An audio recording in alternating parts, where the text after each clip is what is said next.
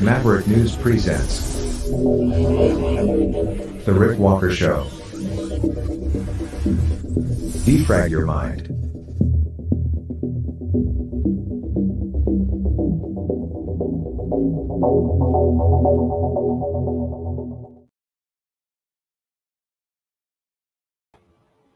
Good evening, Maverick family. Good evening, new viewers from all over the world.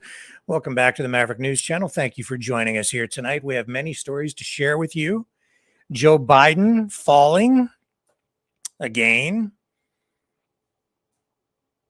I don't know. It's becoming routine. When I was in journalism school, one of the first questions they ask you when you go to J school is, what is news? They challenge you. And of course, that's not an easy answer, but one would think that it's the unusual things, unique things, things out of the ordinary that would normally be news, would be newsworthy. But when somebody keeps on falling down, I don't know when it stops being news. I guess when you're the president of the United States, it's always news when you fall down. But and I guess it's even more newsworthy when you do it on a regular basis. But we'll show you the video, which I've not been able to find on the White House video channel. They have a YouTube channel for the White House, and it appears to me they've edited out the portion of the broadcast from this Air Force Academy ceremony where he was making a presentation. Looks like it was edited out, but we're going to get into that. Chris Sky says somebody threatened to kill his wife. He's running for the mayor's job in Toronto, as I'm sure most of our audience is aware. Iran and the Taliban, they're clashing along the Iranian border. And I'll tell you why. I put in the headlines today and in the thumbnail the question, more than a statement. Has there been some sort of alliance forged between the United States and the Taliban? I'll explain when we discuss. The debt ceiling. I told you so. I told you they'd vote in favor of it last night in the House, and it moves on to the Senate now. I told you, don't worry about it. Well, you should worry about it. And I'll tell you why you should worry about it, but I'll also explain why it's a foregone conclusion what is going to happen. What else do I have on my list here that I've written down? The Pentagon has canceled a drag show. Madonna dancing as she gets older. Is it in good taste or not? A father upset, obviously, distraught, in mourning after the death of his 14-year-old daughter, and he is blaming safe drug policies that our federal government has embraced. And the Premier of Ontario making a visit down into the Windsor-Essex County area to comment on the expansion of Highway 3, which feeds the Ambassador Bridge, which joins Canada and the United States. But perhaps even more important than that, he was also there and commented on the efforts to save this electric vehicle battery plant that the federal government promised a gigantic subsidy for. And it appears they're kind of reneging on that. Well, now, it's been a deal announced with great fanfare. And now we're learning that it has collapsed. And then we heard that it's back on again, that it's been saved. But now we're hearing maybe not so fast. We'll give you the latest information on that also when we come back. First up, though, after this break, Joe Biden falling down.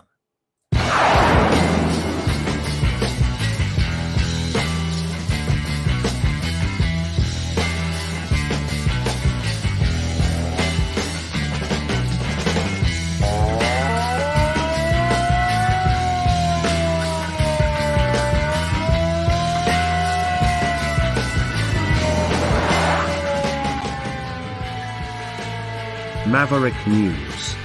Fighting for freedom.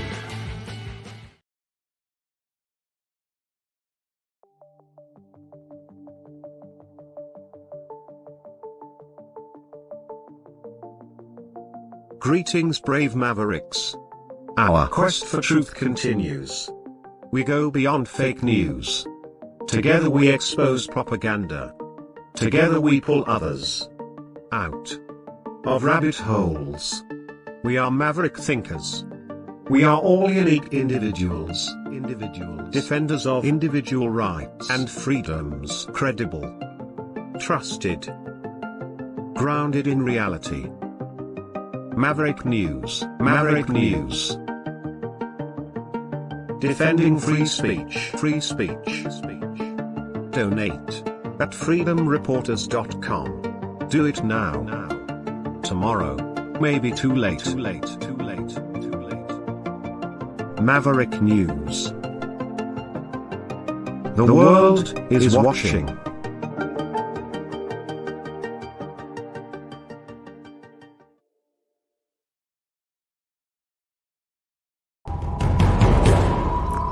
We are Mavericks.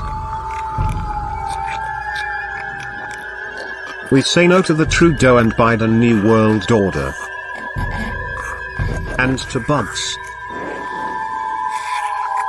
Because bugs are creepy and gross.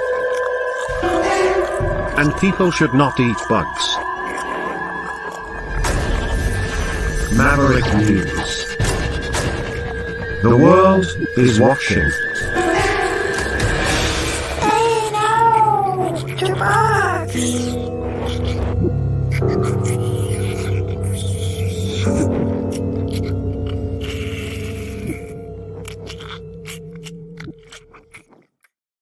Old Joe Biden fell down again. He was in Colorado today at an Air Force Academy ceremony handing out diplomas. Things didn't go quite the way old Joe was planning. Near the end of the ceremony, he turned to walk off the stage. And, he had a bit of a mishap. So Biden is now 80 years old. He is the oldest serving president in U.S. history. And so there he is handing out these diplomas at this graduation ceremony for the U.S. Air Force Academy. And he's shaking hands. And, he turned and started to walk and fell down.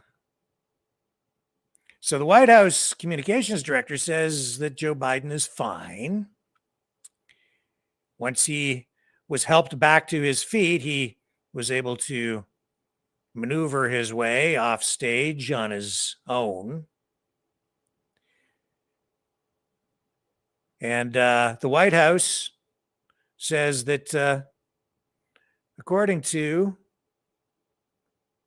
everything that they know, Biden apparently tripped on a black sandbag. Can't really tell from the video footage exactly what he tripped on from what I'm seeing, but let's take a look at it together and we'll get an idea of what happened here. Here he goes.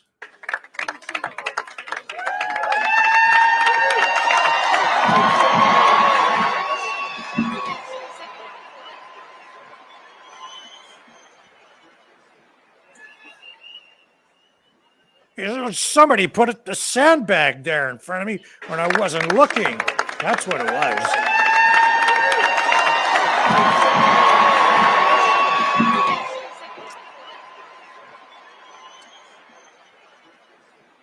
Okay, all right, arrest whoever put that there and charge them with insurrection.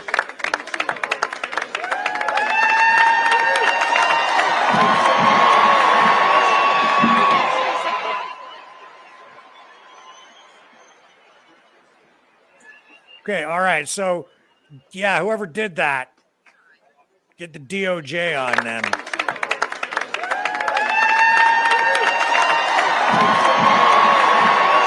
No, I don't see a sandbag. If there is one, it's behind the black, whatever that is, something I think to do with the sound system.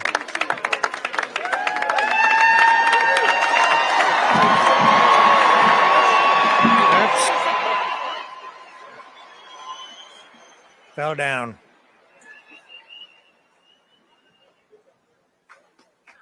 Or gee, who did that? Okay, Joe, you're cut off.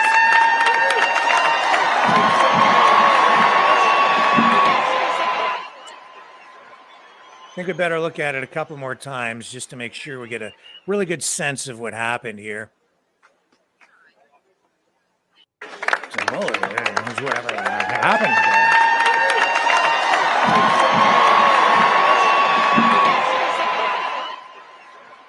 Uh-huh. Maybe one more time.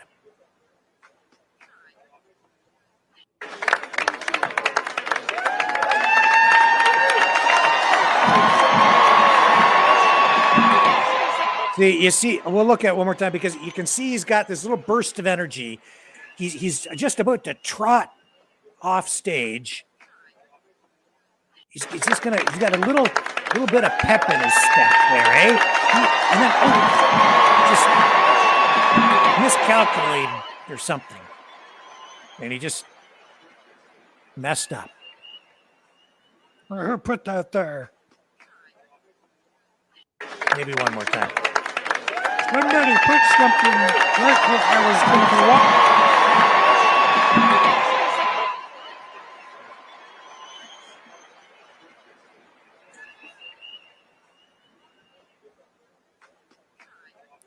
I'm looking for the sandbag. Can you see a sandbag? Can't see his feet. Okay. Maybe he forgot to tie his shoes. That could be it. Maybe he forgot how.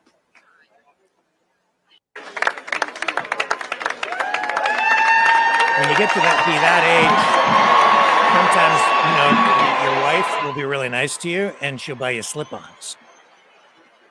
So you don't have to bend down and tie them anymore. The other thing that sometimes your wife or someone who loves you or maybe your daughter will do for you is they'll get like pieces of like yarn and safety pins and they'll pin your mittens to your jacket for you too, so that you don't lose them.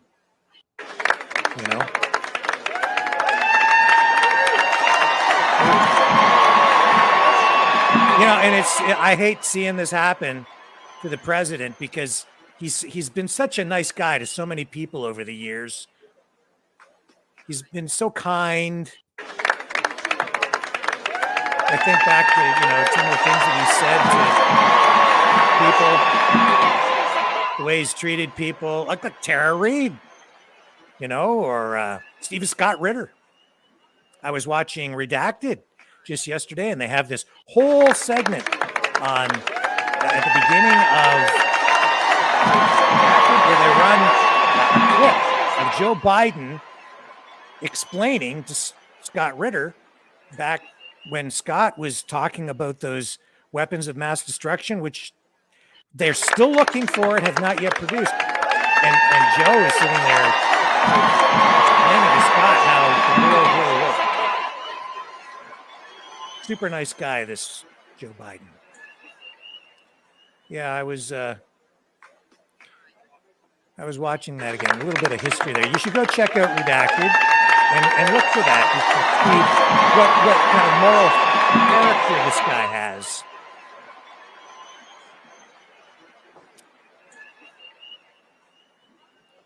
I understand as well that his son, Hunter, that there's some more photos that are supposed to be released off the laptop from hell. Just a little sidebar there for you. And later on in the broadcast, we're going to talk about all those weapons that were left behind in Afghanistan that Joe, being the nice guy that he is, gifted to the Taliban. Because, you know, when you spend almost a couple of decades in somebody else's country like that, I guess the least we can do is when you leave, you give them all the weapons that you took over there. Just leave them behind. Just give them to the extremist group that we're told was an extremist group that we were supposed to try to eliminate. But the armed group. And then later in the broadcast tonight, too, we're going to show you how this guy who fell down here today, we're going to show you what happened to those weapons. Super nice guy, this Joe Biden guy. Anyway, I think you're getting the idea. And normally, you know, I wouldn't want to focus too much on a mishap like this because it could be very embarrassing for someone. But in this particular case, I think that a full investigation is needed to determine who put that sandbag that I don't see in his way. See, he's pointing right at it over there. Somebody put a thing over there where I was going to walk. So better get the DOJ on that. Get the FBI on that. Find out who did it. Put them in there with all those J6ers.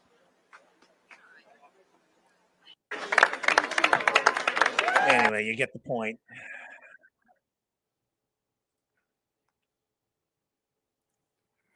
That's the leader of the free world. Or supposed to be. Free world. It was apparently the free world. I was told it was the free world. Grew up being told it was the free world. I don't know how free we are tonight.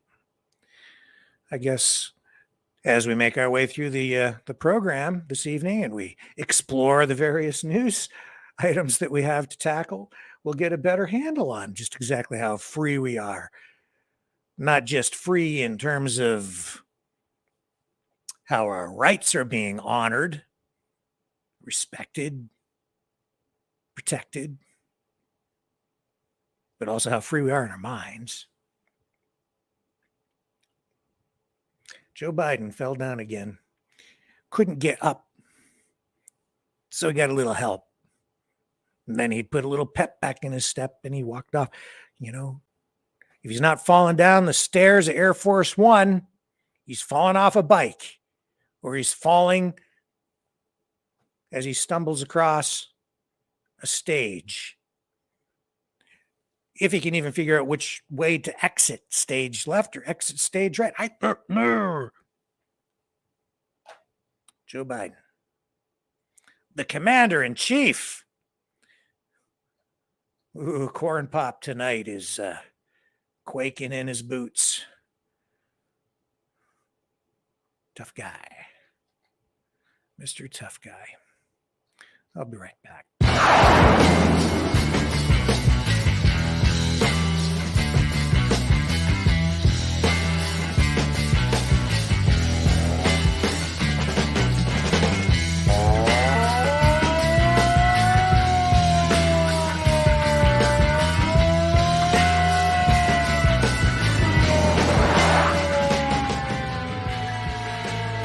Maverick News. Fighting for freedom.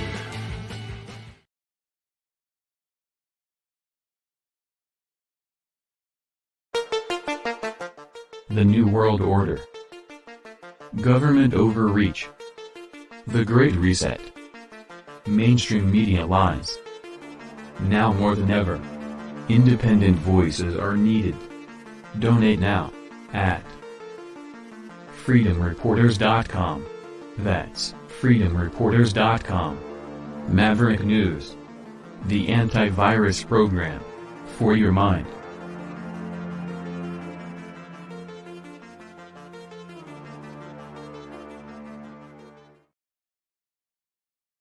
So Joe Biden says that any reports questioning his health, as they might relate to him falling down, going boom, on the stage today in Colorado, it's all fake news. He's perfectly fine. He's in the greatest of health. And anybody who suggests otherwise is guilty of fake news. Probably going to censor anybody who says otherwise, accusing them of misinformation, disinformation, or malinformation, or a combination thereof.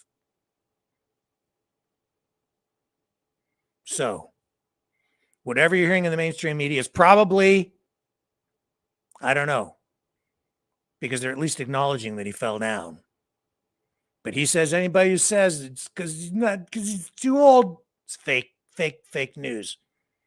He needs to come up with his own term, though, because it was Trump who came up with fake news and made it worldwide popular. Not him. Get your own phrase. Call it some other kind of news. Joe. Tough guy. Jesus. What kind of a crazy, wacky world are we living in? Tonight, also, down in the city of Windsor, one would say Canada's automotive capital, although some other people might say it's Oshawa. Either way, it's still a big automotive town. Love Windsor. Stellantis, that's the parent company for a lot of automotive brands, including Alfa Romeo, Chrysler. Windsor, Chrysler town. As I said, they got this deal for a gigantic electric vehicle battery facility for Stellantis.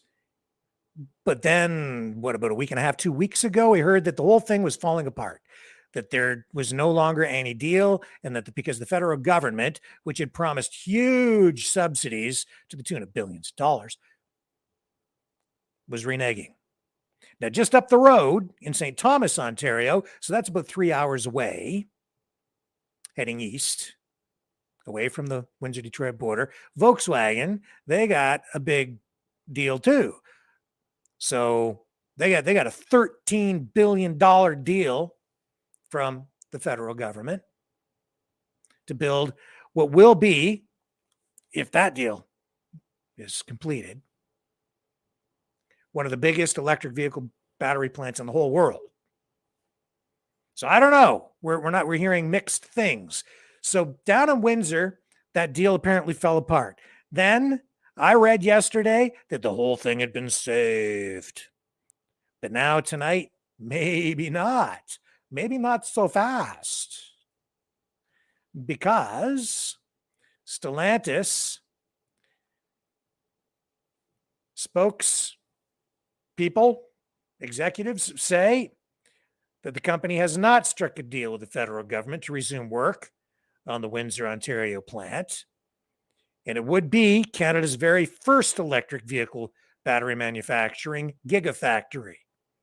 Even though we have seen media reports, even yesterday, saying that the plant had been saved.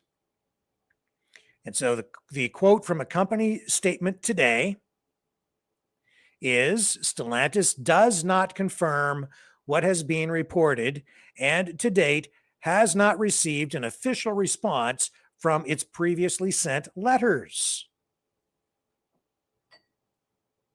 So it's the latest little twist, I guess, in Canada's pursuit of a major electric vehicle battery manufacturing facility.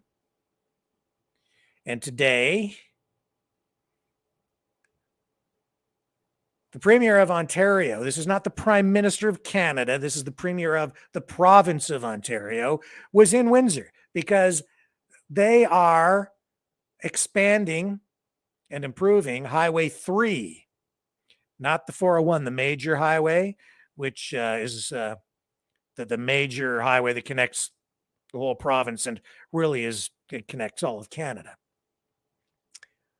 Highway 3, though, is the secondary 2-lane highway, which runs along Lake Erie, but it does feed right in to the Ambassador Bridge, which connects Canada and the United States. So this is an infrastructure improvement project, which is integral to cross-border trade. Windsor's a key city when it comes to U.S., Canada, economic relations, the auto industry, really all industries. Millions and millions of dollars in trade flow over the border there through mostly over the bridge every day, and that highway is a key component of that, both the 401 and Highway 3. And with the future coming, and I guess the government is expecting an expansion in economic activity. I hope they're right. In any event, there's Doug Ford today, the Premier of Ontario, making an announcement about all of this and also addressing this situation with Stellantis. So let's go to that video now of Doug Ford, the Premier, to hear what he has to say about this. I hung up our conversation with Christy at 1:30 in the morning, and I just want to thank them for their great partnership. But we're here to help them get their deal. This is the federal government's deal, and we're there to support them. We're putting more money up, and I think we're about that close from getting it done. And I want to say thank you to Stellantis for being a great partner, for having patience, and we're going to build a beautiful facility here, employ 2,500 people, and then there's spin-off jobs, 7 to 1. You know, those are pretty staggering numbers. You're looking at thousands and thousands of new jobs. And what comes with that? New housing, new roads, twinning the highways, new hospitals, long-term care, the schools that we're building. And it just goes hand in hand. Such a great trickle-down effect. Thank you. And once that deal is done, what assurances are we going to have that it is a done deal when we thought it was done once before? What assurances are going to be part of that contract to make sure that this is actually done? Well, again, the federal government's deal, we're going to be there to support them. You're going to see the building continue to go up, and you're going to see them starting to hire people. They're first out of the gate. So we're going to see a real economic boom here. But we're going to get it done. Hi, TJ Deers, CBC News. Hi, TJ. You've seemingly changed your thoughts on how much the province should spend on a potential deal with Stellantis. First, it was millions. Now you said you're putting more money on the table. How much are you going to be propping up as part of this potential deal, and when will we get that information? Will it be made public? Well, it will be after the deal is signed. We're in for one third the cost, and this is all about the people. It's about supporting the people, supporting the workers in this community. You know, as a comment, when I was driving through here, one of my team members in the car said, you know, this region was ignored for 90 to 100 years until we ended up getting our local MPPs, and they've done an incredible job. Having a voice at the table makes such a difference when you're down at Queen's Park or any region at all. We're just grateful we have 3 champions down here really shouting loud when we're down at Queen's Park about supporting this region. And on Monday, Bill 5, the Stopping Harassment and Abuse by Local Leaders Act, was defeated. Last year, Queen's Park unanimously supported the bill until it was dissolved with the election call. Why has your government decided not to support it this time around? Well, we're going to come up with a different type of bill. That's what it comes down to. We don't necessarily agree with all the wording in that bill, but we'll be there to make sure that we come up with a proper bill. Hello, Rusty Thompson from AM 800. Hi, Rusty. How are you? Not bad.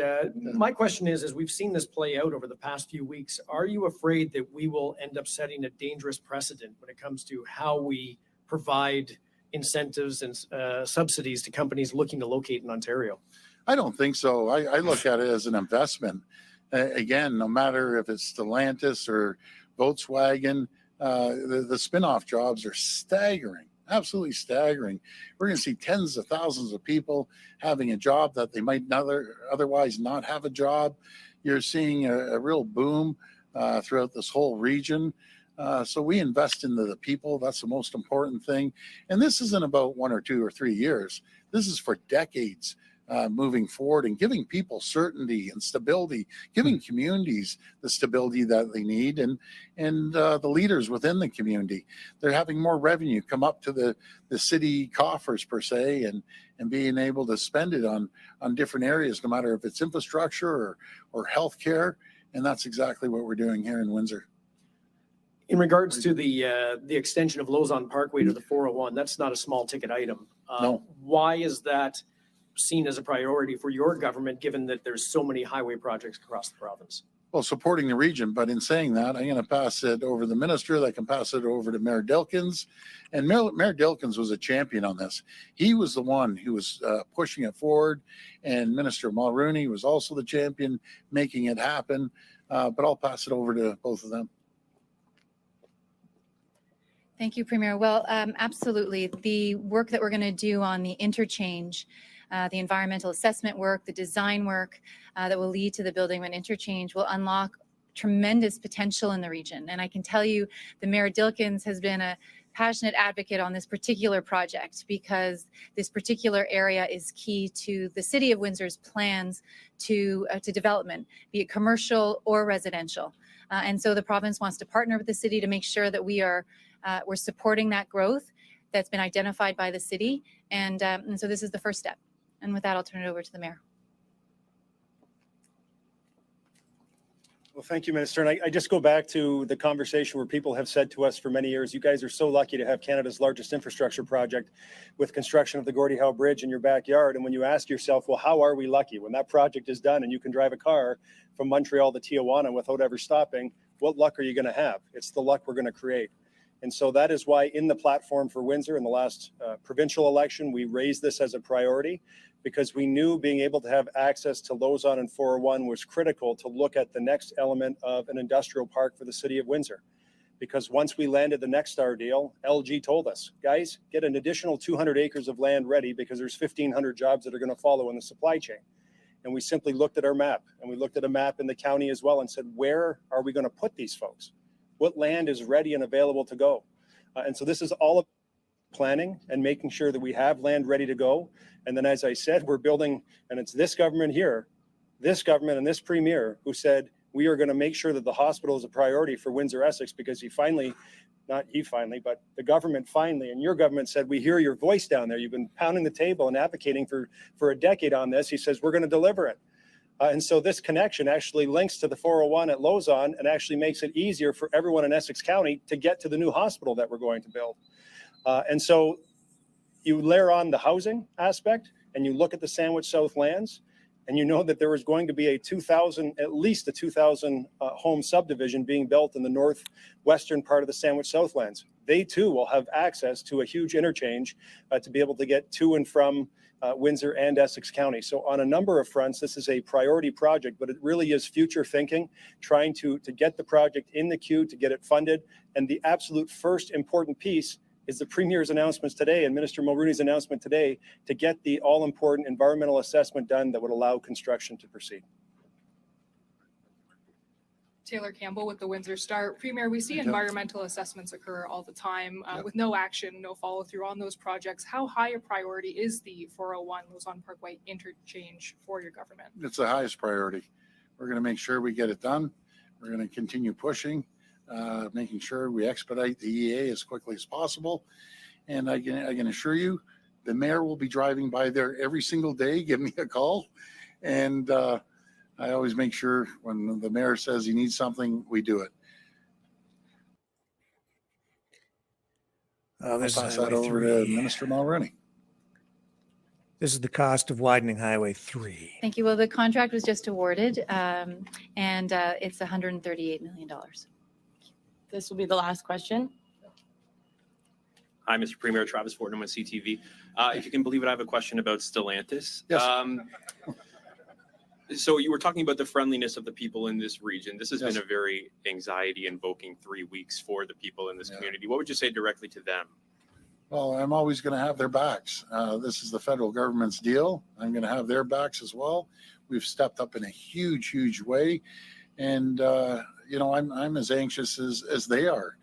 I know it's been a little bit of a roller coaster up and down, but I'm very confident with the partnership with the federal government and us stepping up. We're going to get this deal done. And I'm just very, very confident. We're just inches away from making this happen. Thank you. Also, we got kind of a bit of a jolt last night with this report that there was a tentative deal. I wonder what goes through your mind at that time. Well, I don't know how accurate that report was. I guess everyone's talking in the media, and we're just going to continue working. We're very close to support in getting this deal, the federal government's deal, and we're there to support them. We've stepped up in a massive, massive way, unlike anywhere even in the U.S.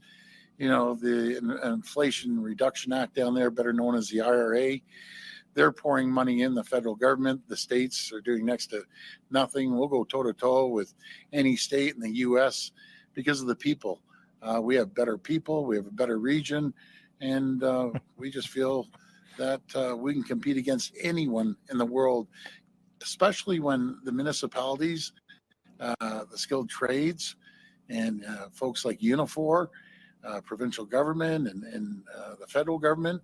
It's all of us combined versus the vicious competition around the world. Folks, I can't begin to tell you how intense the competition is south of the border, not to mention over in Europe, over in Asia, and South America, down in Mexico. But we're coming out on top for one reason, because we're working collectively together. And I'm just so proud to have Team Ontario working together. And I'm gonna catch this gentleman off guard here, but David, the CEO of Windsor Regional Hospital, I'd like him to come up and just say a few words about the hospital. Sorry, I caught you off guard, buddy. Yeah, he's a good-looking dude coming up right now. Yeah, and. Hey, why don't you just so you can? I always say when it comes to David, I always talk about out of the box thinkers. This guy's an out of the box thinker, and because of him, we're doing 6,000 cataract operations that have taken the load off the back of the healthcare system. So you want to really focus on someone that makes things happen. This is the guy right beside me. David, why don't you tell the folks what we're doing, or you're doing, I should say, down at Windsor Regional Hospital. Thank you. Okay, enough of that. It doesn't matter what jurisdiction you visit. It doesn't matter whether it's a governor or a premier or a prime minister or the mayor of a city. They always have the very best people. And that's always why they come out on top. No, the reason they're building the plant in Windsor is because they are spending a crap ton of money, our money, and they're giving it to multinational corporations like Stellantis. Let's just be straight up about it, okay? Now, Windsor is a super important city when it comes to trade and relations between the United States and Canada. Over $400 million in trade crosses that Ambassador Bridge every single day. I know the city well. I lived there for over 10 years. I'm only an hour away from it now, and I love that town. But let's just be honest. They're getting that factory, if they get the deal, because of government money that is being pumped into it. In many respects, the government doesn't have a choice because of Joe Biden and his Inflation Reduction Act, which is the opposite of what an inflation reduction measure would be. They're spending more money and they're going to print more money. They're inflating the economy artificially with more money, redistributing the wealth from you to the big corporations by giving out money. Because it's going on such a massive scale in the United States, where the federal government and all the states are competing by handing out cash in order to attract auto industry jobs, electric vehicle battery manufacturing facilities. We saw it. We saw that going on, didn't we? Just in the last couple of weeks down in Texas, in Corpus Christi. We ran the news conference with Elon Musk because they're building a facility down there on the Gulf Coast. It's like the companies are going wherever they get the most money from government now. So when that reporter asked, is a dangerous precedent being set here, influencing the way these big companies decide where they're going to invest their money? It's these public-private partnerships that only exist because of the government funneling all this money in. And as soon as you do it for one, you have to do it for another. Now, we don't even know at this point exactly what was in the deal that was struck, the original deal from back in February between Stellantis and LG and the federal government to build this 45 gigawatt hour battery plant down in Windsor. Even now, we don't exactly know. However, we do understand, according to the sources that we have, that at least $1 billion was being promised to offset the $5 billion in construction costs. But when you contrast that to the deal that Volkswagen got up in St. Thomas, it pales in comparison. $13 billion for Volkswagen. And as I understand the deal there, it's $13 billion over 10 years in government money going to Volkswagen, and VW puts in $6 billion. But the deal in Windsor is flipped the other way. For Stellantis, $1 billion from the government, $5 billion from the company. How does that seem fair? Do you think maybe that has something to do with the friction that we're now seeing and the deal falling apart? How can Stellantis compete when you've got that kind of imbalance in the amount of government support that one company is getting over another? In fact, if you don't get government money, if you're not participating in the program, if you're not with the program, you don't get no cash. The government manipulates everything now. They control what these companies produce. They're told you will produce electric vehicles, whether you like it or not, whether the market demands it or not. We hereby decree. So they're not talking about the deal. They're not telling you what the details are. We haven't, even since February, we don't know what's in that deal. Now the whole thing's falling apart. Maybe they're going to save it. Who the heck knows where they're really at? They're saying, oh, we're very close to a deal. They probably are. But I'll tell you, the only way they're going to save it is if the federal and provincial governments cough up more cash, probably to even the playing field for Stellantis against Volkswagen, and probably some of these other factories that are being built in other parts of Canada and the United States. And they're doing it all with our money. So these big corporations these multinational corporations. Keep in mind that Stellantis is no longer, Chrysler, no longer really an American company. It's a multinational.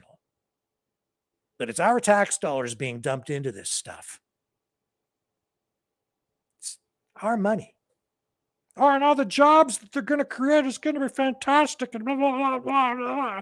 Yeah, well, they're building plants in China and they're building plants all over the world. So you better get it right. And, they're not just subsidizing the construction costs. You know what else they're subsidizing? The wages. Because the North American auto industry no longer is cost competitive on the labor side, in my estimation. When you look at other countries, and I've even pointed out as an example, VinFast, a Vietnam auto manufacturing company, China, GM is investing heavily, General Motors, Ford, they're investing in China. That's the growth market for the auto industry. China's growing like crazy. So the auto industry is over there and investing there. It's the truth. And yeah, the Chinese too, they get involved and they absolutely control everything too. So in reality, our economy is beginning to reflect more what the Chinese economy is. I don't even honestly, in many respects, see a big difference anymore between the economic systems in place between China and North America, or even Russia for that matter. Everything has become sort of a hybrid system. It's a form of corporatism. Some would say economic fascism. It's actually in many respects, the very definition of it. The difference is it's not so much the economic systems that are in place. It's the policies and what the goals are and how they're grappling or handling things like inflation. In the United States and Canada, we've embraced this degrowth idea where they want people to work less. They want people to have fewer jobs to cool off the economy so consumers won't spend as much. But then they print all this additional money, but it's going to the corporations. It's causing huge inflation. And some of it is going to consumers as well, but there's no corresponding increase in productivity. And we are seeing some efforts here to expand the auto industry, but really we're not getting the corresponding level of economic growth that we need to offset the money printing that we're seeing. And just one other thing before I move on to this debt ceiling thing down in the United States. Mayor Drew Dilkins, City of Windsor. I'm sorry, but you know what I can't get out of my head is that during the pandemic, that mayor, not pleased with people who didn't agree with the lockdowns and many of the other government policies that came along with the pandemic, and those policies, of course, restricted people's freedoms, and some would say even violated people's rights. I can't get out of my head the video that I saw where the mayor of that city, because we got the best people in the world down here to work, and that's why we win. Yeah, I remember that you called some of those people mask holes and put that out there on social media. Those are your citizens, man. I remember how you spoke about your own people, at least some of them, and the way you marginalized them. And I cannot get that out of my head. It bothered me then. It bothers me now. Every time I see your mug on a video screen, that's the first thing that comes to mind. Just saying. I've got a bit of a memory, you see. The public kind of tends to forget about these things. And I'm sure that you had the best of intentions at the time. But man, I'll tell you, our communities have never been more divided. They were certainly divided then. They continue to be divided now. And the people who were marginalized then continue to be marginalized now. Even though those same pandemic measures may not entirely be in place, some of them still are. And the people who were singled out during that period of time continue to be stigmatized and victimized, honestly. And that's because of the words spoken by people like Mayor Drew Dilkins of Windsor, Ontario, Canada. I have not forgotten it. I will not ever forget it. I honestly, with all due respect, sir, I thought it was absolutely disgusting, and you deserve to be held accountable for those negative comments and that disgusting video that you made back then. When I come back, we'll talk about the debt ceiling in the United States, and we'll talk more about how these politicians continue to be beyond reckless with our money, our future, the future for our children, and the future for our grandchildren. I don't know how we're ever going to get out of the mess that these politicians and bureaucrats have created.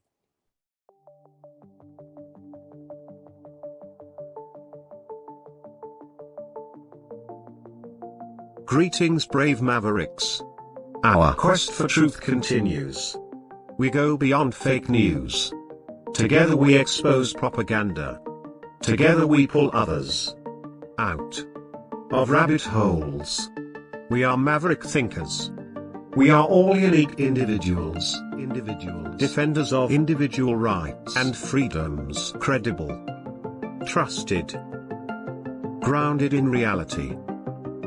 Maverick News, Maverick News. Defending free speech, free speech. Donate at freedomreporters.com. Do it now. Tomorrow may be too late. Maverick News. The world is watching.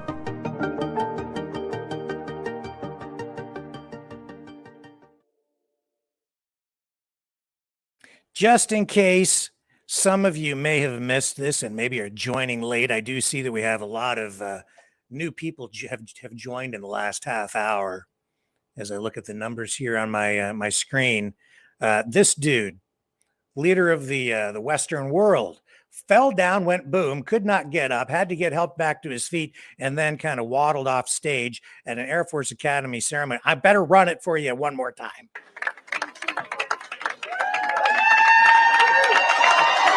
Oops.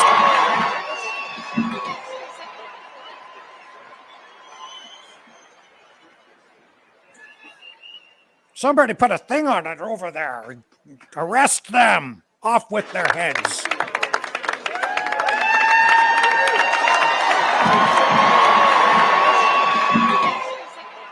Yeah, this is our lead story tonight. Joe Biden fell down again. He said the stage is slippery, and somebody put a sandbag in his way when he wasn't looking.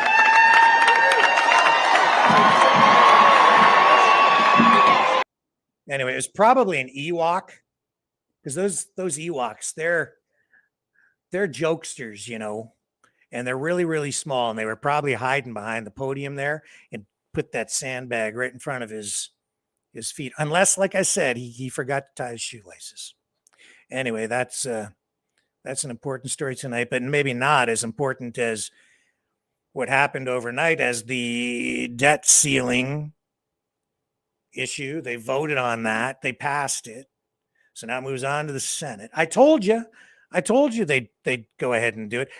Oh, you know, the Republicans and the Freedom Caucus, they got out the smelling salts and they're, oh my goodness, and they're clutching their rosaries and so upset. We need to cut the spending. Political theater. Of course they're going to raise the debt ceiling because they're incredibly irresponsible. Nobody's going to do the right thing. And, you know, as I sat and I thought a lot about this today, it's not just the politicians. It's also us. It's also us. We're to blame too, because nobody wants to face the reality of anything. Not anymore. And the problem has ballooned to such mammoth proportions that I don't know how the United States can even deal with it realistically, short of just waiting for the inevitable collapse. They cannot default. If they default on their loans, then they'll lose confidence. There's already been talk about downgrading the credit rating for the United States because of all this. But if they default, people will lose confidence. The economy would collapse worldwide because it is the world default currency. Maybe not worldwide, but certainly the Western world. We would descend into the deepest, darkest, most devastating depression, I think, ever. It would make the 1930s look like a cakewalk. They can't do it. No politician will do that. They'd rather kick the can down the road. How are they fixing the problem? They're basically just minting a new credit card to pay the debt that they owe. But they're not really paying the debt. They're just going into more debt to pay the debt. It's like if you have maxed out your credit card, this is what's going on. The United States has maxed out its credit card again. So what they've done is they've gone and applied to themselves for another credit card. And then they're debating amongst themselves whether they should give themselves another credit card. And so, of course, the answer is okay. That's what they will inevitably decide. And they'll get another credit card and they'll print more money. And they'll just take the fake money that they printed with the fake credit card, and they'll take that money to pay the people who, or some of the people anyway, the banksters and other countries that have bought the bonds and other assets for which the United States is indebted to pay it off. And we're talking trillions and trillions of dollars. I think they're $30 trillion in debt now. It's insane. It's so huge. The debt is so huge that the United States now spends more on interest every year than the country spends on its military budget. And this is the biggest military in world history. In fact, I would say, and I would argue that the dollar, the economy, for the United States, it's all now integral. It's pegged to the military industrial complex. It's the military that backs up the dollar. That's why you get all these proxy wars. It's as much economic as it is political. Much of this started in many respects back in the 1970s when Nixon took us off the gold standard, tied the value of the US dollar to the value of oil through Saudi Arabia, which agreed because the United States put military bases to protect Saudi Arabia there. And in exchange, Saudi Arabia said, we will only sell our oil for US dollars in US currency. And that propped up the US dollar instead of using gold. That's why you got the phrase, the petrodollar. But what really backs that up is the military. And that's what the United States has been doing all around the world, is building military bases, building an empire, if you will, globally, a multinational globalist empire in many respects. And all of that really exerts influence over all these different countries all over the world. And that is really, it's like a protection racket in some ways, because they're like, we'll take care of you. All you have to do is trade in US bucks and support us, and we'll protect you with our massive military. That's what backs up the dollar. And so you've got this massive expansion of the US military globally. In my view, that's really a big part of the problem. That's why so many people continue to die all around the world in these stupid wars. It's the United States. They have this massive military that's really used to prop up the dollar in an indirect way, but it's actually very direct. Because the dollar on its own, as it stands, not sustainable. So they have to keep on inflating it, and they have to keep on convincing all these other countries to continue to trade in US dollars and use that as the world default currency.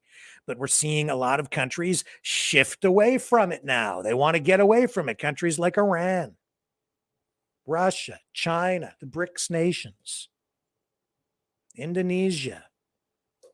They don't want to use US dollars because with that comes strings.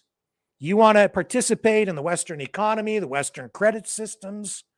You want to use US dollars.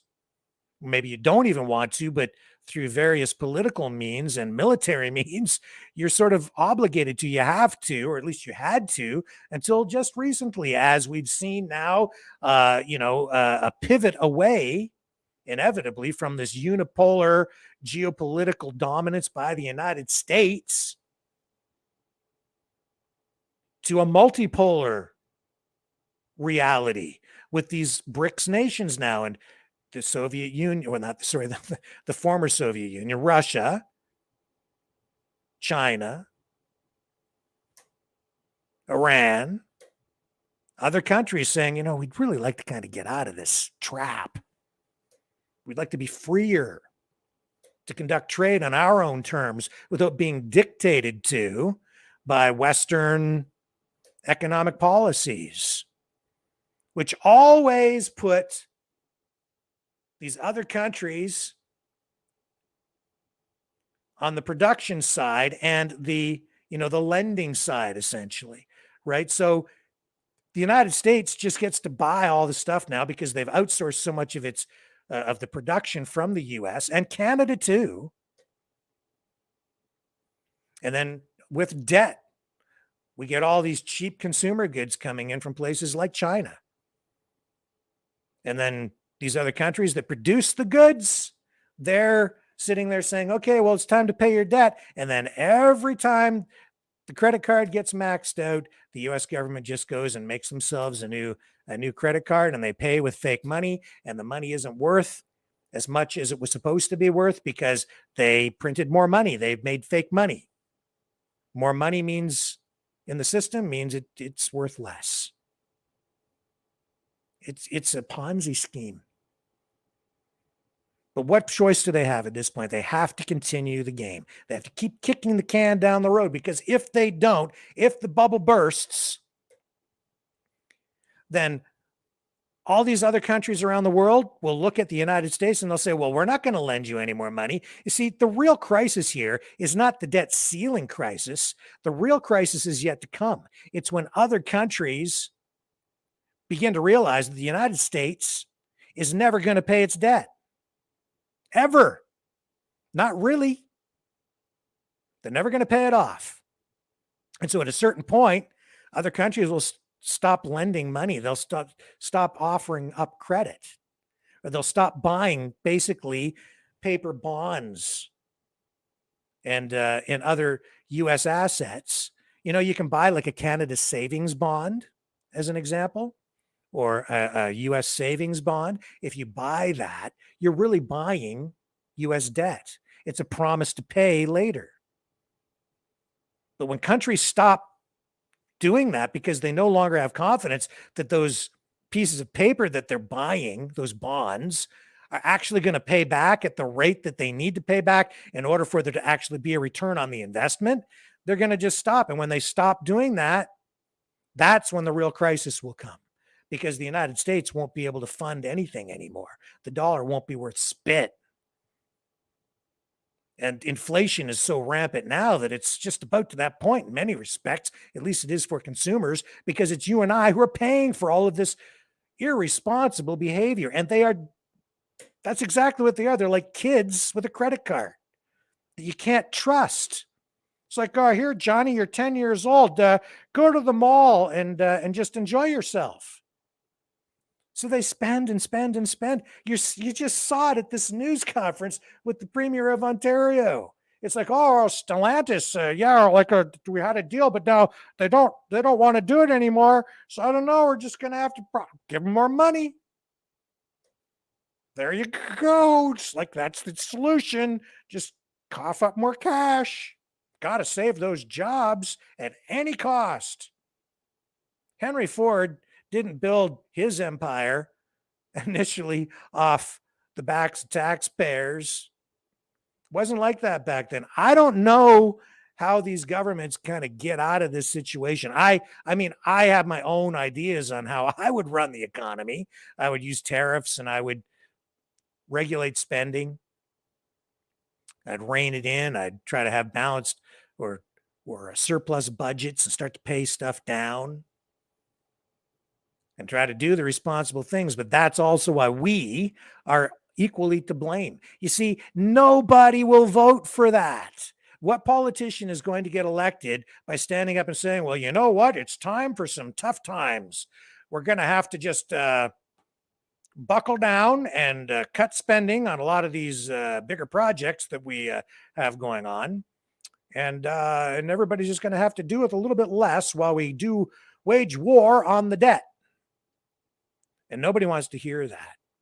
And then you get, people who believe in this modern monetary theory who kind of go on the attack mode and they say, oh, they're evil, Nazi, terrible people who just want to kill Granny and push her over the cliff on her wheelchair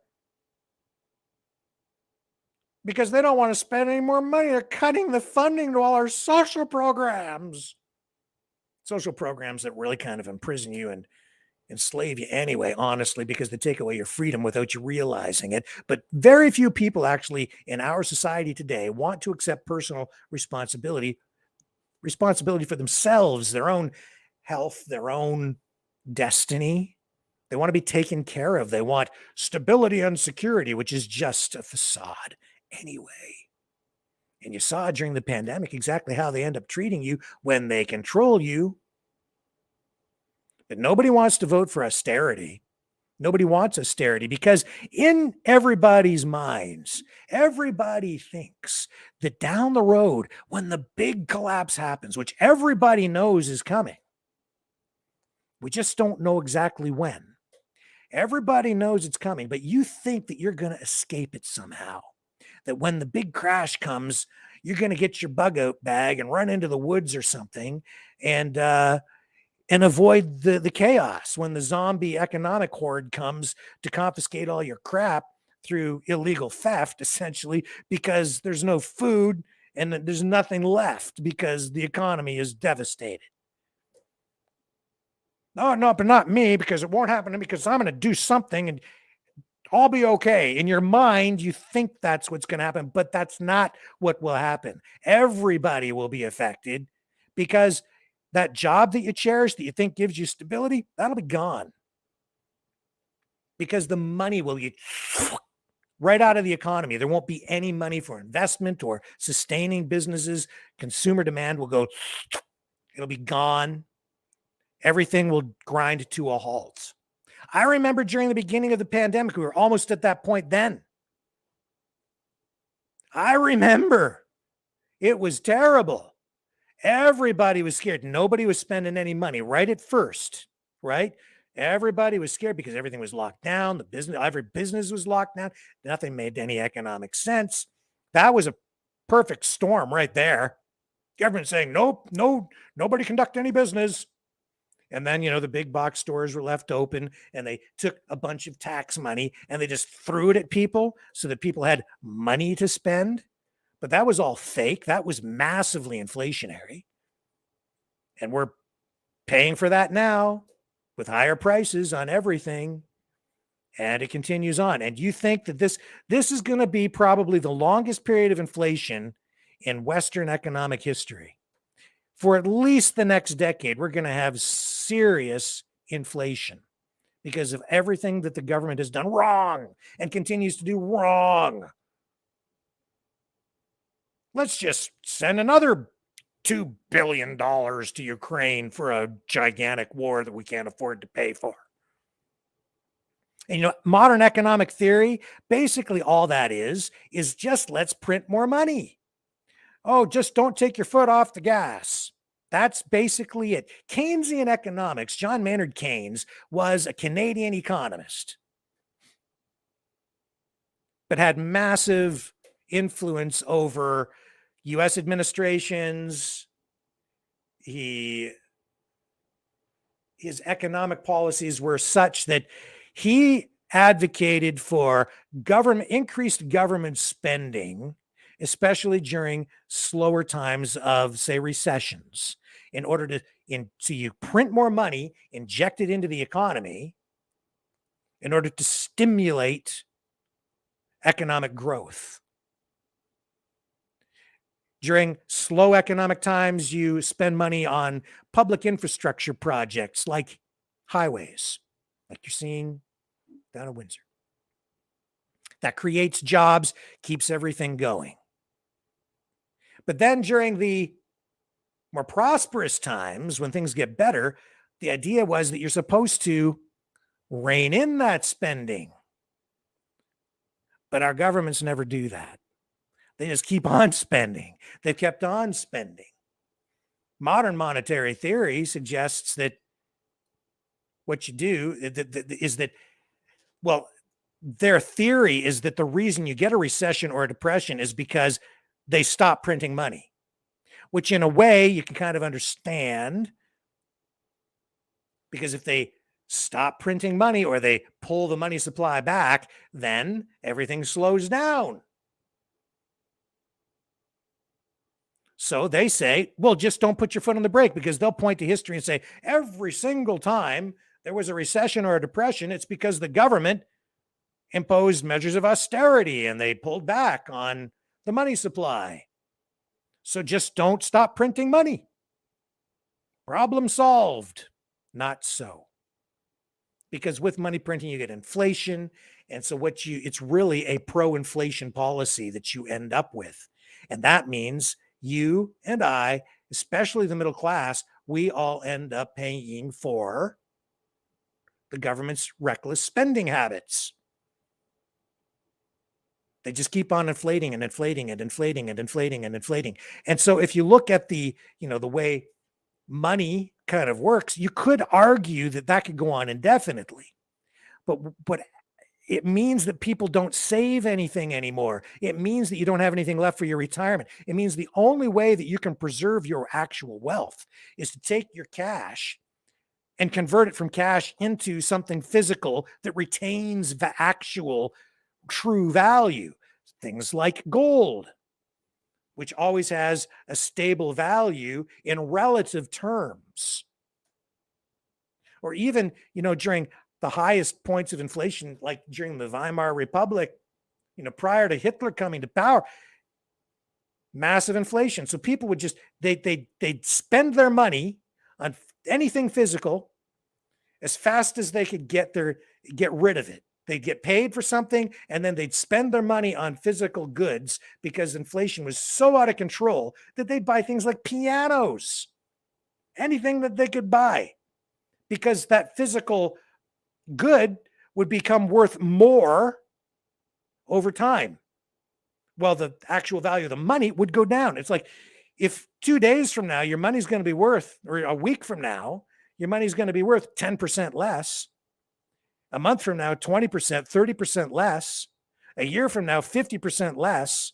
You're better to buy a piano, because the piano today that might cost you, say, $500, a year from now, going to sell for $800 or $900, because the money isn't worth as much. So get rid of the cash, keep the piano, sell the used piano later whenever you can, and get the higher dollar value, which is really just the actual value of what it was to begin with, just in higher dollar terms. Do you understand?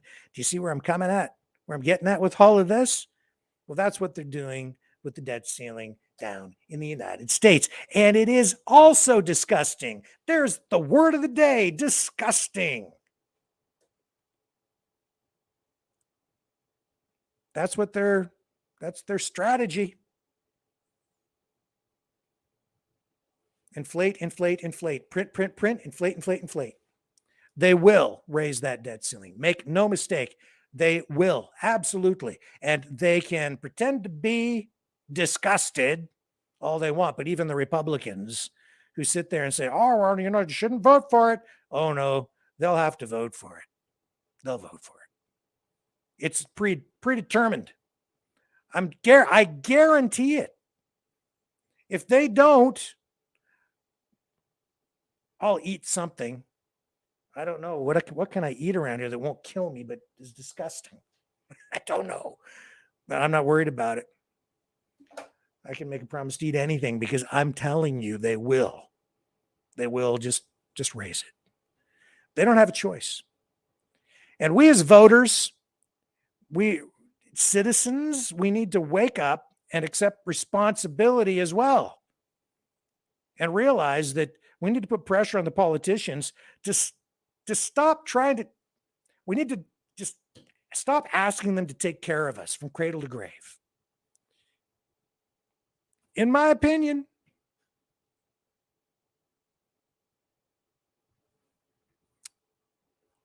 because when you ask for it, when you demand that, the politicians will say, oh, yes, we will. Of course we will. Just vote for me, because they want the gig, man. They want the power and they want the money, and they're not bad. They're not bad jobs. It's nice work if you can get it. Some of the perks for, being a politician are pretty extensive, especially those pension plans in Canada. You serve 2 terms and you get a lifelong pension, and it's a handsome deal. Just got to get elected twice. And then you're sitting pretty for the rest of your retirement days. So, yeah, man, that's the way the game is played. They'll promise you the moon and the stars. That's why in the last provincial election, there were politicians, liberal politicians, promising free snow tires. Free snow tires. Just vote for me. And it's snow tires. Everybody needs snow tires. We're going to subsidize snow tires. It wasn't free. They were going to subsidize them. I think it was like $25 or $50 per tire, which is almost the cost of a tire on a small car. Not the high-end tires, but still.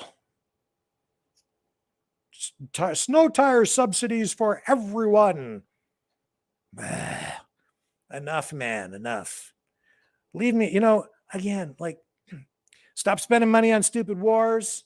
Stop spending money on stupid social engineering programs. Just pick up my damn garbage and I'll be happy. Can you just do that? And try to do that in a semi-efficient way so that we don't go too far in debt. If you can just do that, I'll be a happy camper. After that, I can kind of work it out for myself. And I think that we as citizens or people living in communities, we'll work it out, man. Just pick up my damn garbage, please. Fighting the Great Reset by leading the Great Resistance.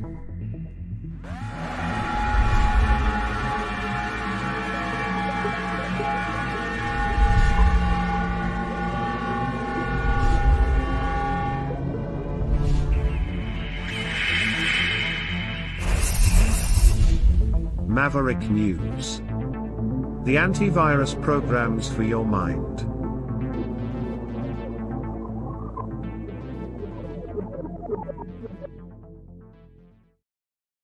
Okay, and again, for those of you who may just be joining us on the program tonight, our lead story tonight is Joe Biden falling down. And in case you missed it, here he is falling down.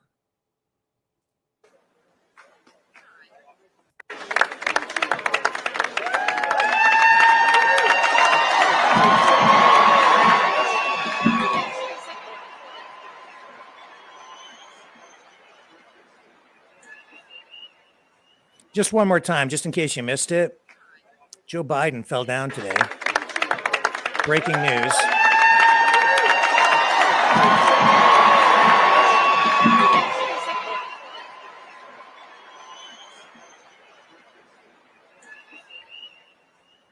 Well, somebody put something over there and it tripped at me and it's not cool. And I want them arrested. They're charged with insurrection. They did it accidentally on purpose. Probably those two guys right there. It was just right there. Somebody put a thing right where I was walking. So we may come back to that later just because other people may have missed it. It's super important. So I just want to make sure everybody is aware that Joe Biden fell down today, 80 years old, the oldest president in American history, fell down. They helped him to his feet, and then he managed to get off the stage in Colorado at an Air Force Academy graduation ceremony where he was handing out diplomas, I guess, and speaking until he fell down. And then he was like, oh, somebody put something over there. I forgot to tie my shoelaces. And so you have to tell the world that they put a sandbag there. If anybody tells you that I forgot to tie up my shoes again, it's fake news.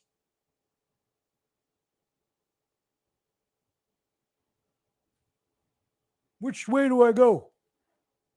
Where am I? I'm running for the United States Senate. Chris Sky is running for the mayor of Toronto. And then there was this video today, and I don't have all the details, but I'm going to run you his video because I just came across this afternoon, and apparently somebody threatened to kill his wife. Not cool. And I don't think Mr. Chris Sakochia, also known as Chris Sky, is too happy about it. And I can certainly understand why. Here he is addressing this very thing. You're the gentleman that threatened my wife and I. We know who you are. We have your name. We have your number. We have your email. And my security team has been given instructions that afternoon, they're going to come to arrest you. And because we have all the evidence we need, you will be charged and you will be convicted.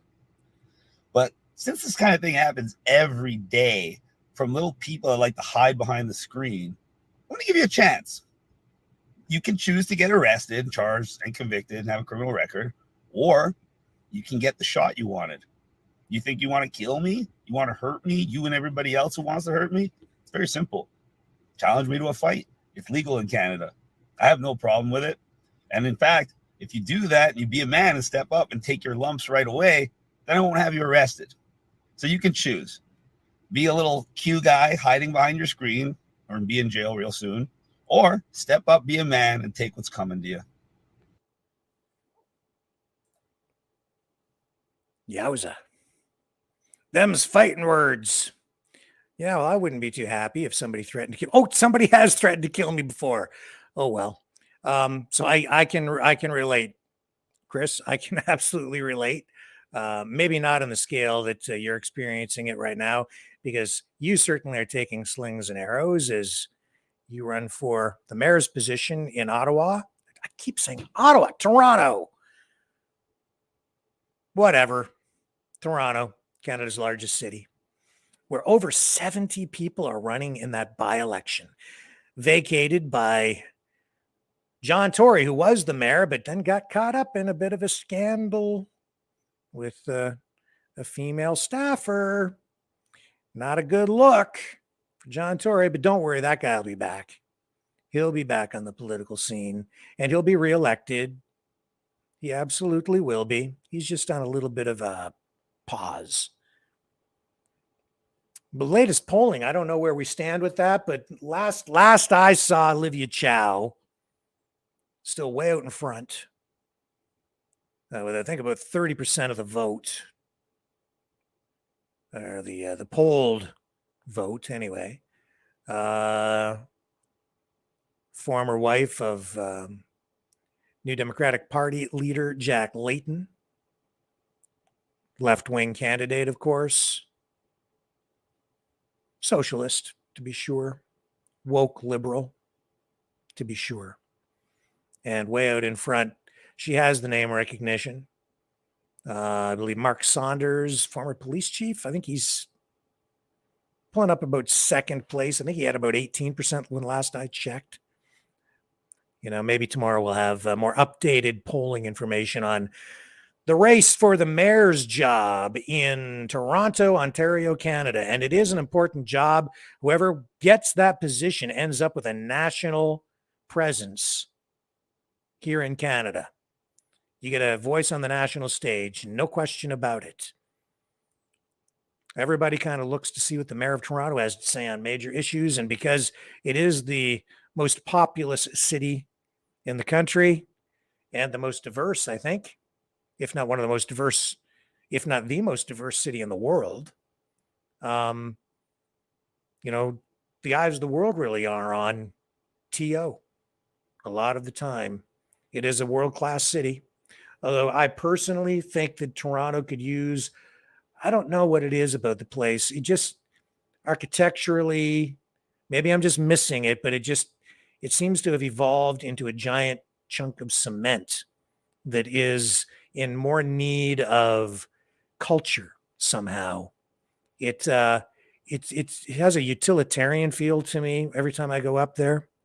And maybe that's something politicians in the future could address in some way as they build out infrastructure projects and approve building permits and projects for the city.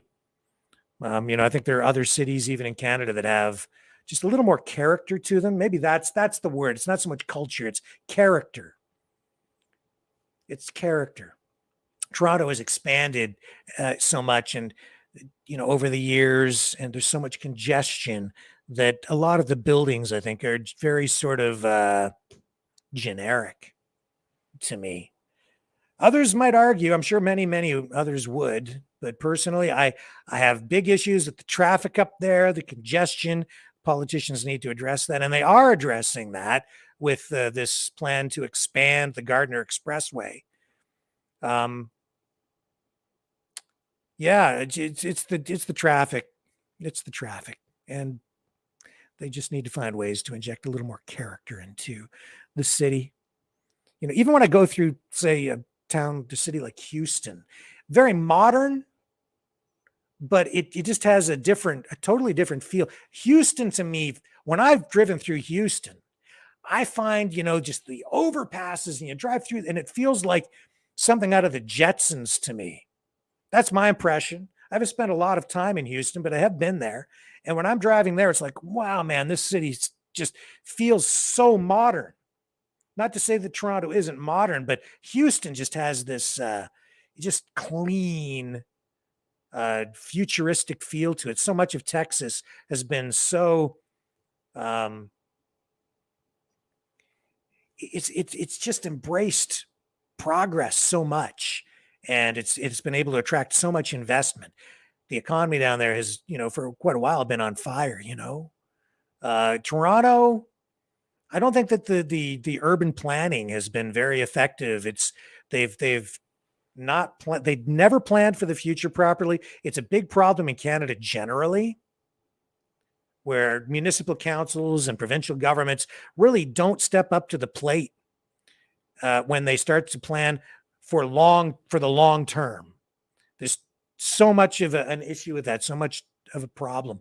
That's why you end up with so much traffic congestion. Even in the town where I grew up in London, Ontario, too much traffic congestion. I grew up there. The city was about 100,000. Now it's closing in on probably about 400,000 people just up the road from where I'm living today. But, they never really truly addressed traffic congestion within the city. So it takes a long time to drive, say, from the south end of the city to the north end of the city, or from the west to the east. And so they've proposed many years ago creating what they call ring roads, but nothing ever happened. And the ring roads were basically going to be expressways, a circular expressway around the city. So you could hop on and then get the expressway and go all the way around, say, from the south end to the east end very quickly, and then jump off there and then drive in. But nothing's ever happened.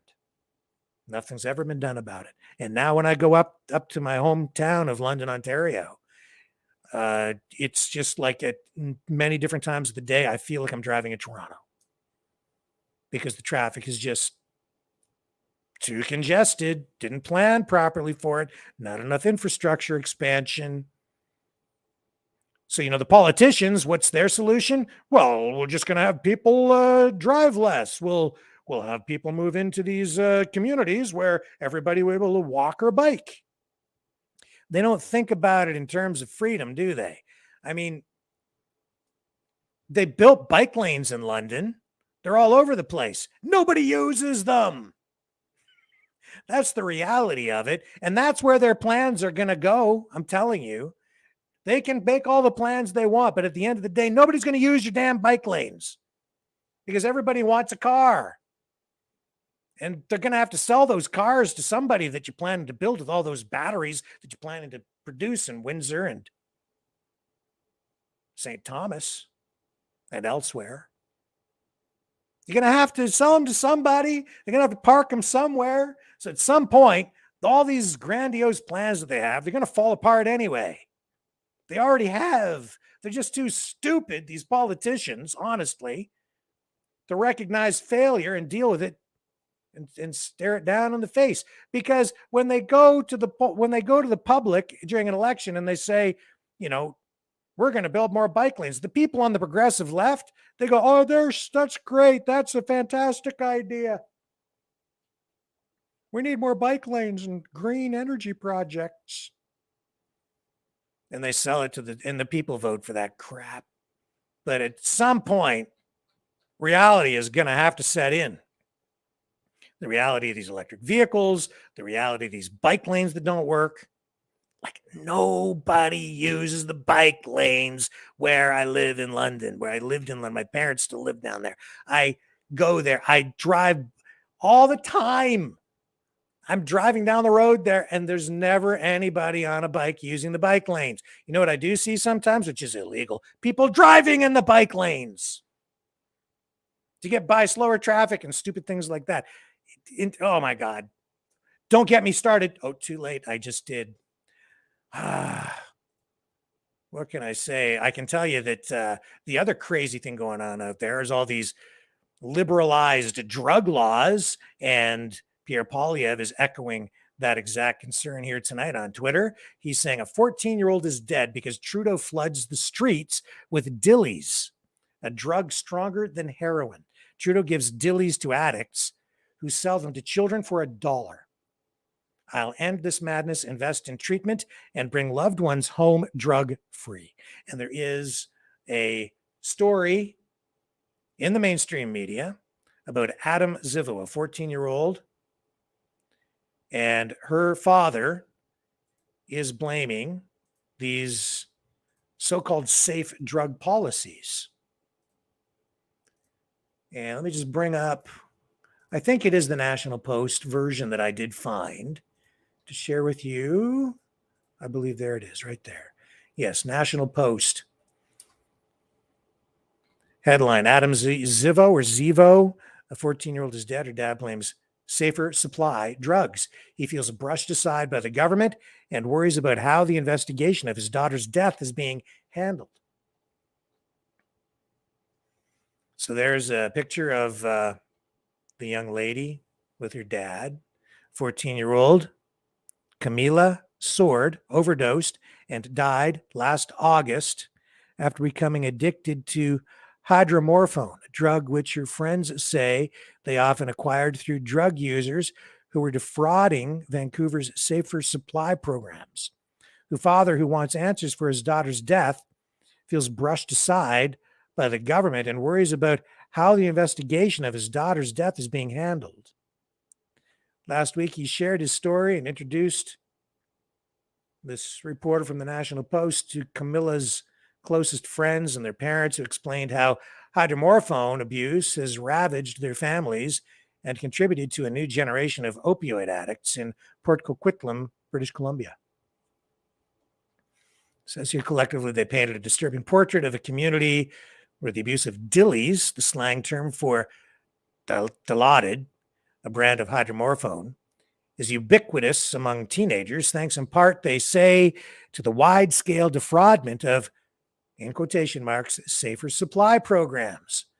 And Leo, Mouth of the South, he's called in here. He's talked about this very thing. I know it's a big concern for him. He's addressed this many times, and I think he's right on the money. These safer supply drug programs that the federal government endorses and many provincial governments, I think they're misguided. Handing out free drugs, having people to go into injection sites where they'll inject you with safe drugs or a safe supply. You go into their safe supply of illicit drugs and inject you with them for the addicts. It makes no sense to me, folks. I mean, I know that people need help, so get people the help, but to just keep people on the drugs by giving them more drugs, and I suppose you can talk to them and encourage them to, get clean, but that really they're just giving them what they want and then sending them on their way while they're all jacked up. And that's not really helping them at all, is it? Because we're dealing with addiction, and they're not addressing the addiction other than to say to satisfy that addiction and end the suffering of withdrawal by injecting more drugs into, I would say, the victim. And you're seeing the unintended consequence right here of these safe supply drug programs, where the drugs that were intended to be used by addicts end up being sold on the streets and finding their way to our youth, to our kids. I'm telling you, man, this is a ridiculous situation. In fact, I would go so far as to say it is, you guessed it, absolutely disgusting.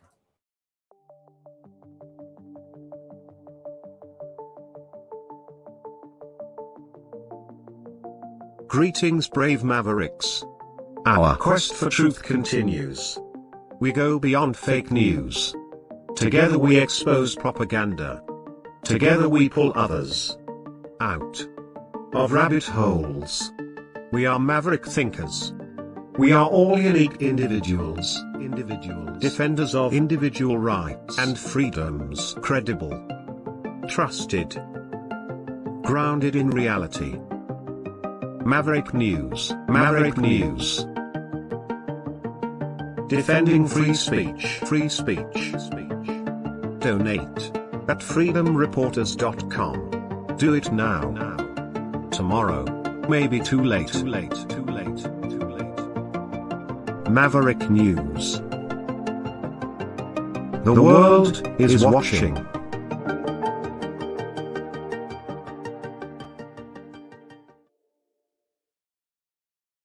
Okay, I need to throw the slide up here for just a moment while I queue up some material about the Taliban. And an explanation here on what happened to all those weapons that Joe Biden left behind in Afghanistan. So let me just throw this up for about 60 seconds while I get this material queued up for you. Hang on.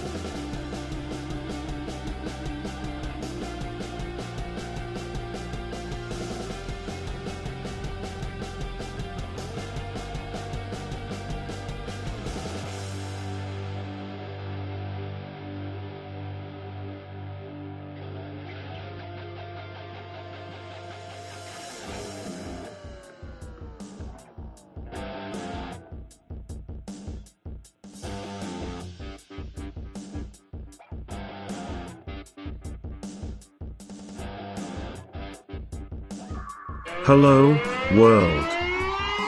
Are you awake?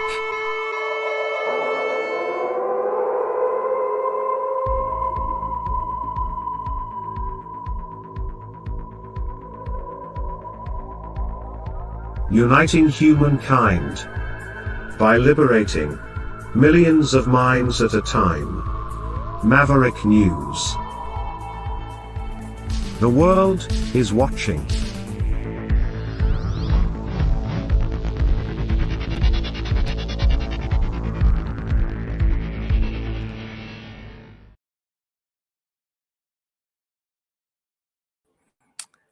Okay, here I am. Live. You ever wonder what happened to all those weapons that got left behind in Afghanistan? Well, we know the Taliban got a hold of them, so what are they doing with them? Well, this is kind of weird. In a way. Not in a way, it is weird. But not really. It's kind of par for the course in this weird world that we're living in today, because the Taliban is using these weapons against one of the biggest adversaries the United States has, Iran. Oh, it's true. Here, take a look. There's some of what was left. Look at all of this stuff, man. Look at all these weapons. Look at all these vehicles. Thank you, Joe Biden.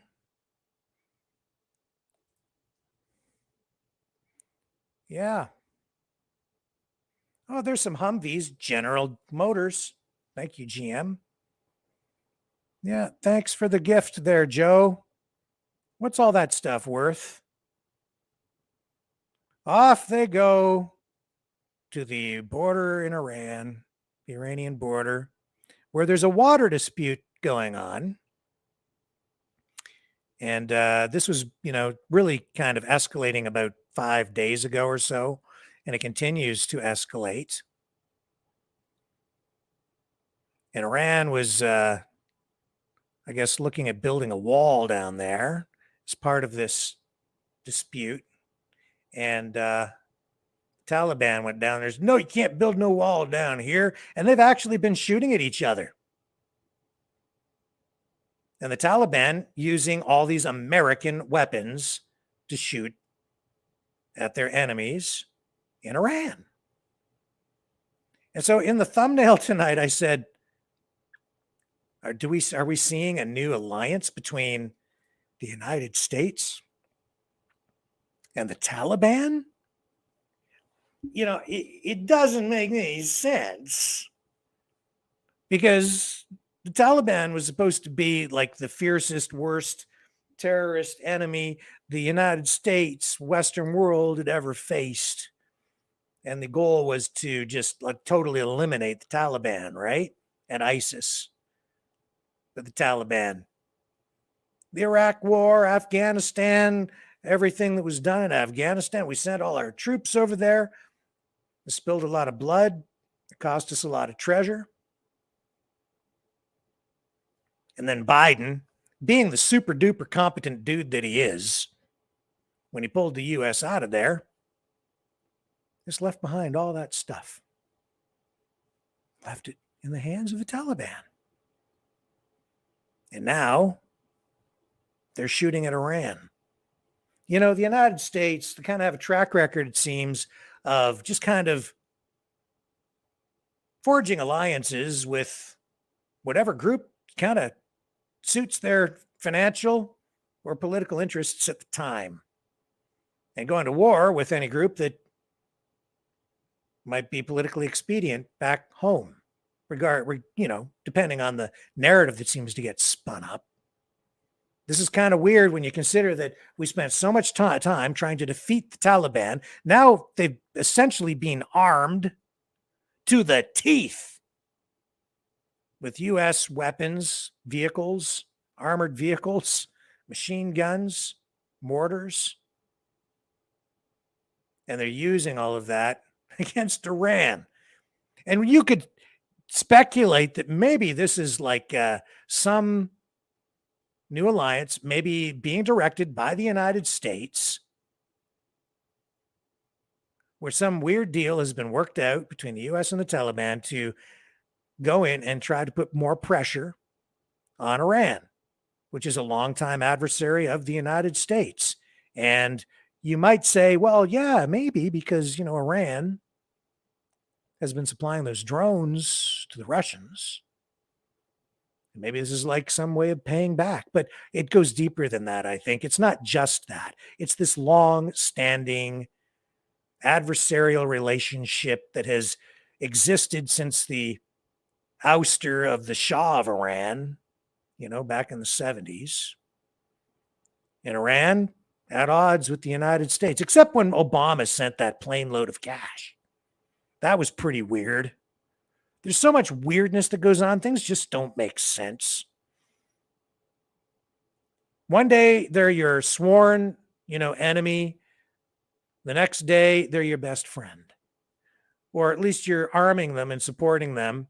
And they seem to be doing exactly the kind of thing that you would want them to do against one of your other enemies.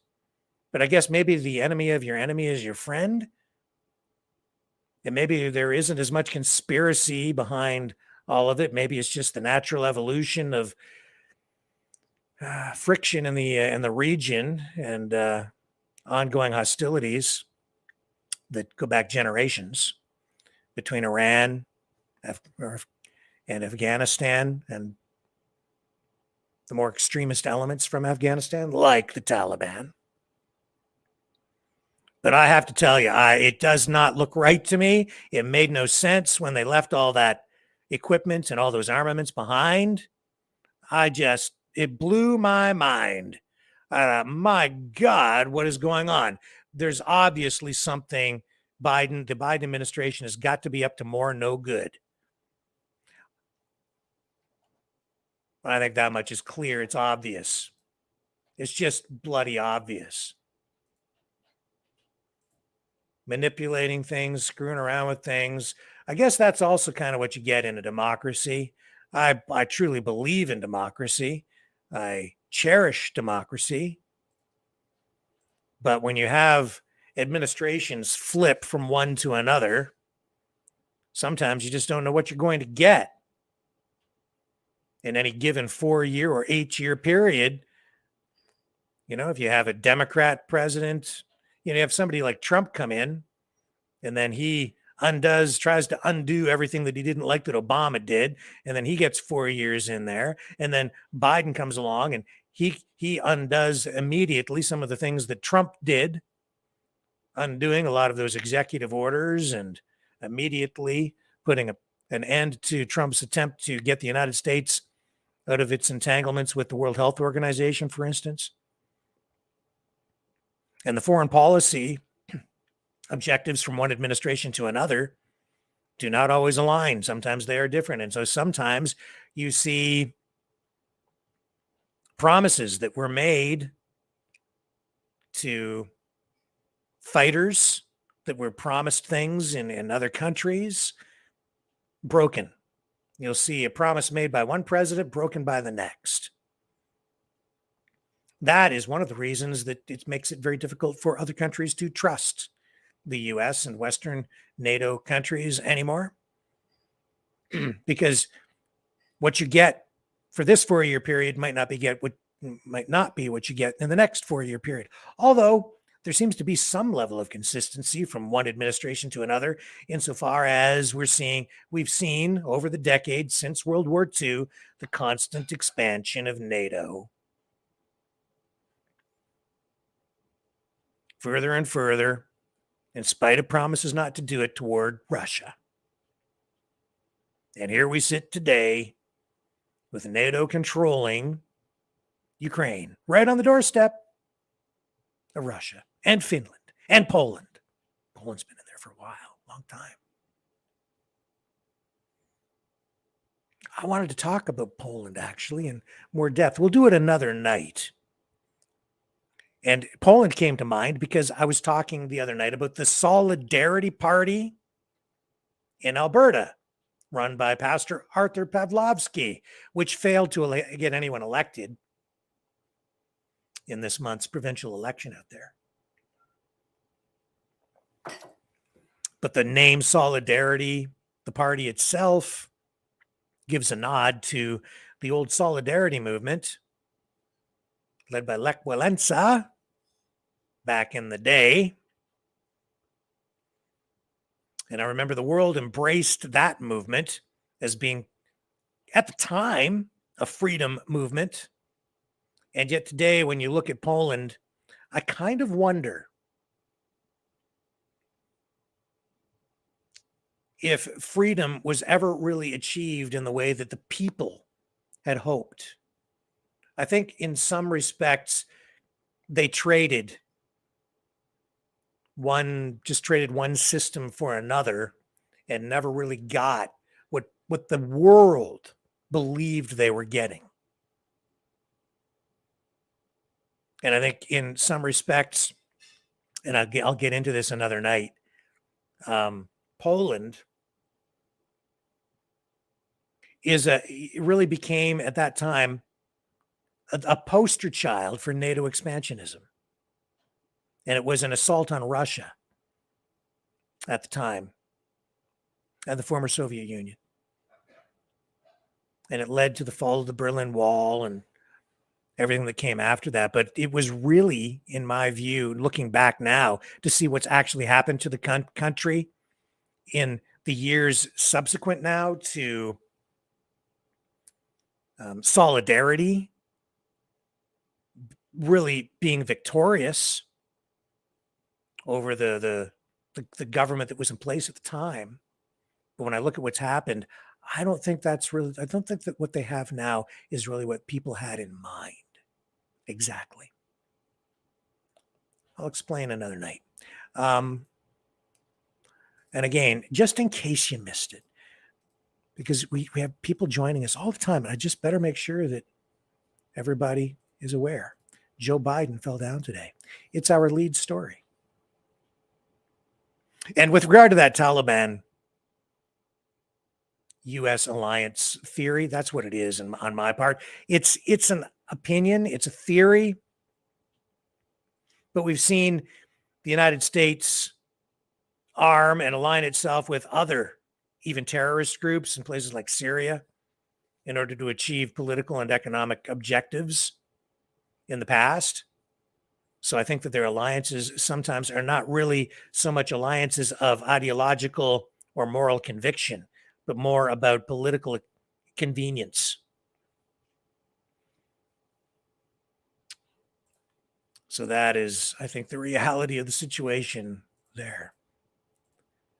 So yeah, here's Joe Biden's, this is the White House YouTube channel. But when I look here, and I've scanned this entire thing, and I cannot find on this channel at this ceremony today the clip or the portion of the video where Joe Biden fell down and went boom.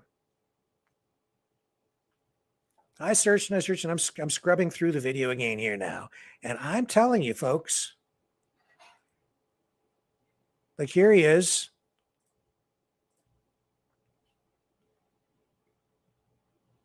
This is sped up.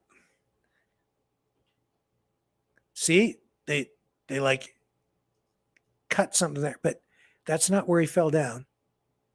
It was near here though, and I think they cut it out. I think they cut this. They cut the section where he falls down and goes boom.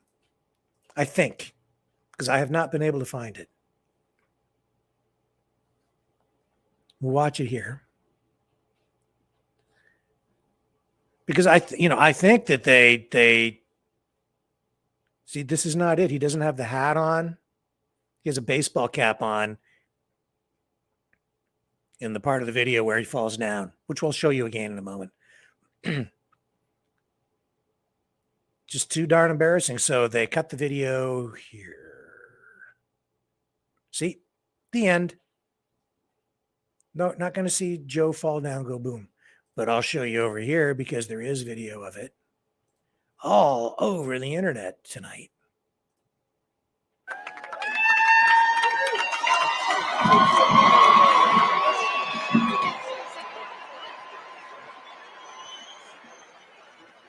This is our big story of the evening. Just want to make sure that everybody gets a chance to see this because it is so important.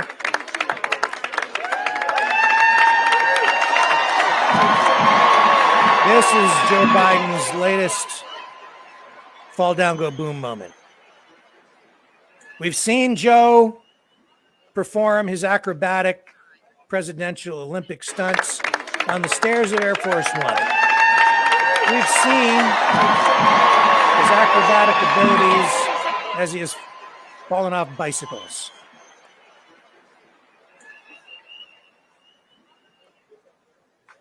Yes, we've seen him trip and fall, but never quite in this fashion. Where someone, maybe a munchkin, might have been a little kid, might have been Corn Pop. We're just not sure who, but somebody put something over there, and he points at the spot. And it probably warrants full investigation. He fell down, went boom right there. And watch where he's going to point right to the spot that he's not happy with that. So somebody put something there. And the White House says it was a sandbag. And according to old Joe,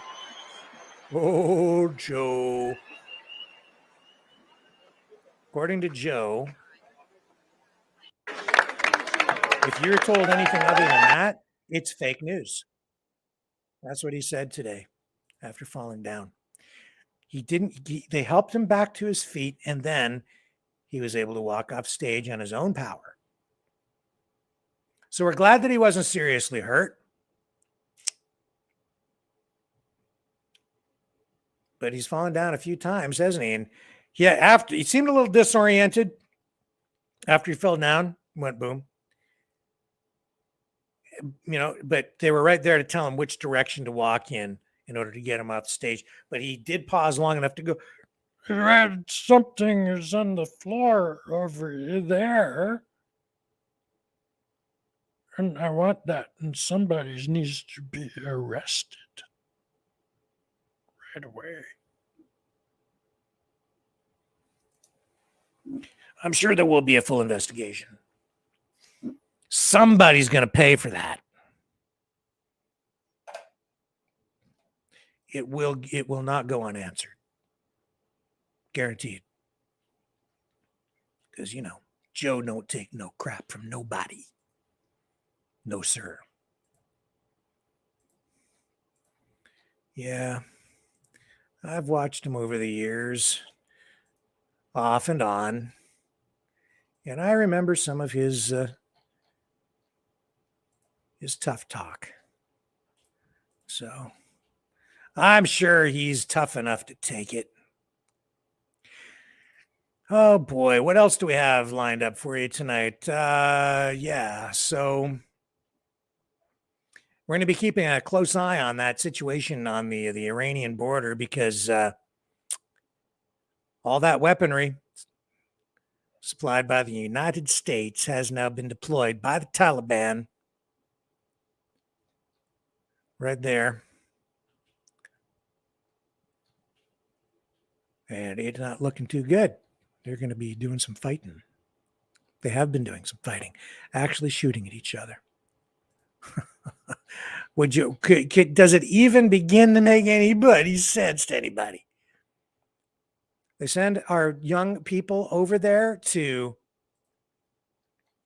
literally put their lives on the line. Some people actually come home wounded, disabled, dead, and then they arm the enemy. Isn't that in U.S. terms actually treasonous? I'm just asking a question. No aid or comfort to the enemy in any way. No way. It looked like they had quite a bit of aid. But that enemy is now directing that aid, and I would say it's lethal military aid, at another enemy of the United States. So does that make your enemy your former enemy and now no longer your enemy? Or does that mean that Joe Biden is guilty of treason for giving aid, lethal military aid, to an adversary, an enemy, an ongoing, I would say, combatant of the United States? I mean, is the war on terror, has that ended? Has it been declared over? Is it mission accomplished? We were certainly quite a ways from that when George Bush was on that aircraft carrier. Was it an aircraft carrier? When he was on the ship, right? And he had mission accomplished on the banner behind him. It was far from accomplished at the time, but looked good for the cameras at the time. Anyway, let's move on, shall we? Enough of that. How about Madonna? I don't know what to say about this, so maybe something will come to me as I watch this with you again. Here's Madonna doing a little jig. I'm not going to run the music. I don't want a copyright strike. But what is with Madonna?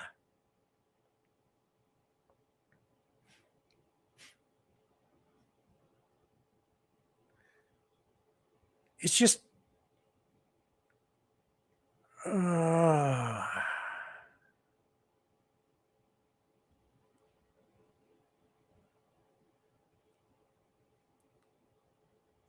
why is it that when I look at this, when I look at her, when I look at her face, which is clearly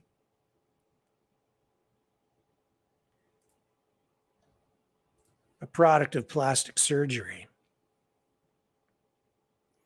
why is it that I think snake, serpent?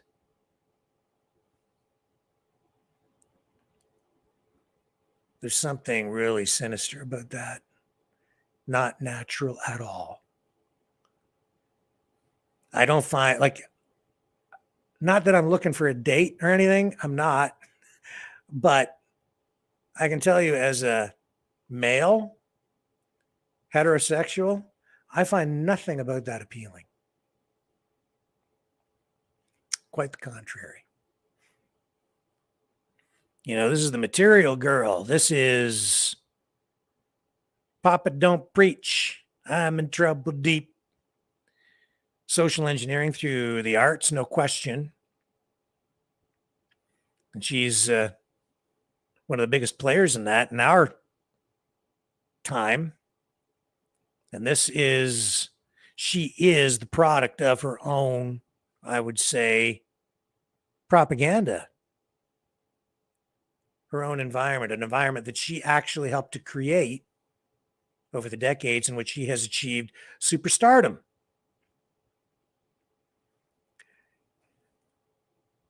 Again, I just look at this and I don't know. I'm just left. I am commenting on it here, but really I'm finding it difficult to find the right words.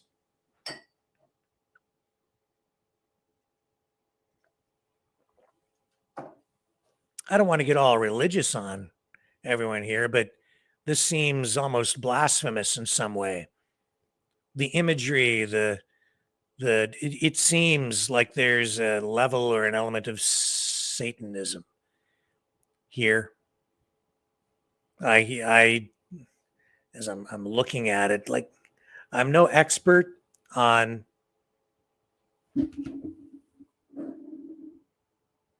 Satanism. I'm not an expert, that is for sure. And I'm not sure what it is. It's like the face alone. It's the synthetic feel of it all. I don't know. There's like a disrespect for nature here. And that, in my view, if for those who subscribe to any kind of religion, it seems like to take things to that level, it's like disrespectful of what God has given you. And because it's so disrespectful, it reaches a level of sin. Because it's like, it's gone beyond beauty to something twisted and deranged. Man, I'm editorializing a lot tonight. But it bothers me, man. It really bothers me. And I don't even really want to get into the culture wars too much here on the program tonight. Not that I ever really do, because I think a lot of it is designed to be a distraction so that we all end up fighting with each other over things that are not nearly as important as the things that involve the bigger picture, like the economy, like national sovereignty, globalism, those kinds of issues. And I don't want to get into it too deep here tonight, but I do want to acknowledge that a drag show, according to ABC News, at Nevada's Nellis Air Force Base has been canceled by the Pentagon. Oh my. So what's ABC saying about this? Here we go. What?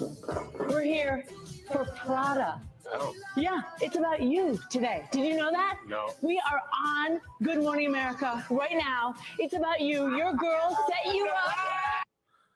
Oh my. It's about Prada. Uh-huh. Okay.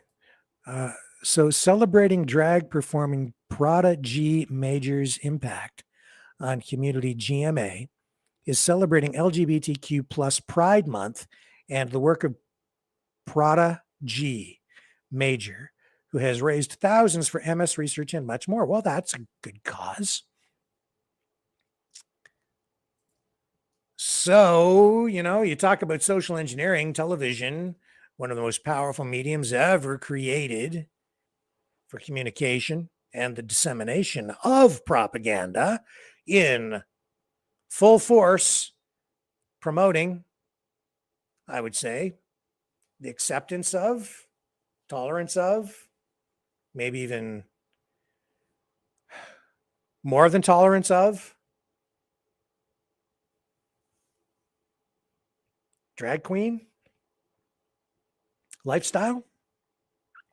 Anyway, the Pentagon has informed Nevada's Nellis Air Force Base that a previously approved drag show slated to take place on the base on the first day of Pride Month could not take place because it was not in line with Defense Secretary Lloyd Austin's recent comments, according to defense officials. So the story continues here and says the drag performance would have been held at the Officers Club at Southern Nevada's Nellis Air Force Base on Thursday, which is tonight, and had been approved by base commanders just as it had been over the previous 2 years. Base legal officers and commanders determined that the event was in line with Department of Defense policy and no department funding would be used for the event, according to the official who spoke to ABC News. The decision on hosting such shows is typically left in the hands of local commanders who follow guidance from military attorneys, but Nellis officials were told earlier this week by the Defense Department that Thursday's event was not consistent with Austin's recent comments to Congress and that it should be canceled or relocated off base. So, seems we're getting, a lot of pushback, a lot of polarization on all of this stuff. And here's a quote from Sabrina Singh, the Pentagon's deputy press secretary, who in a statement said, per DoD joint ethics regulation, certain criteria must be met for persons or organizations acting in non-federal capacity to use DoD facilities and equipment. As Secretary Austin has said, the DoD will not host drag events at U.S. military installations or facilities. Hosting these types of events in federally funded facilities is inconsistent with regulations regarding the use of DoD resources. The Secretary has said DoD will not host drag events at U.S. military installations or facilities consistent with long-standing policy. And the statement continues and says, we are proud to serve alongside any and every young American who takes the oath that puts their life on the line in defense of our country. Adding that service members and their families are often involved in a host of special interest activities related to their personal hobbies, beliefs, and backgrounds. And it goes on and on and on, but basically, you're getting the picture here.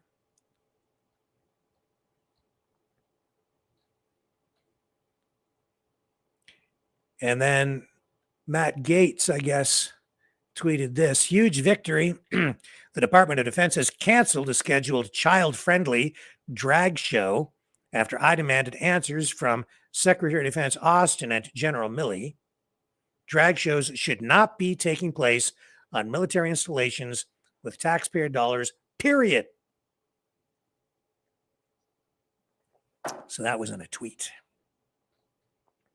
So yes, ladies and gentlemen, the culture wars most definitely continue. I shall return. Do not touch that dial. Do not go away. Do not pass go. Do not collect $200.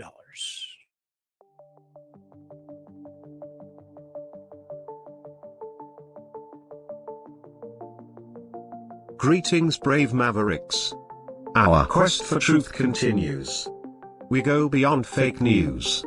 Together we expose propaganda.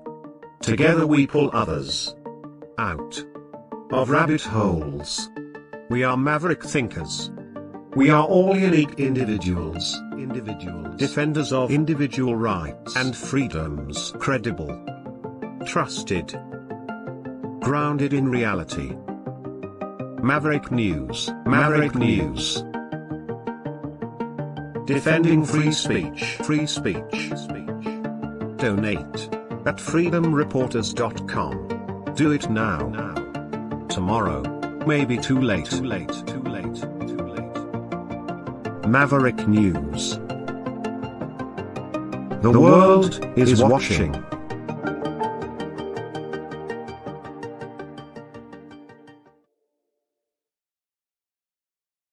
Okay, I'm back, and it is time for you to join the conversation here on the Maverick News channel. Yes, it's call-in time. I'll put the number up here on the screen.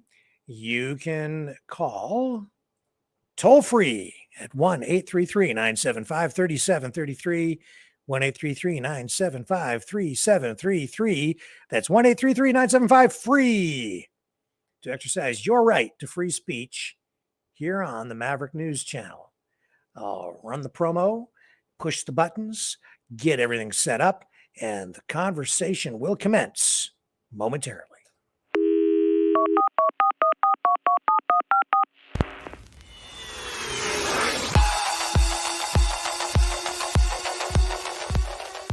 Join the conversation.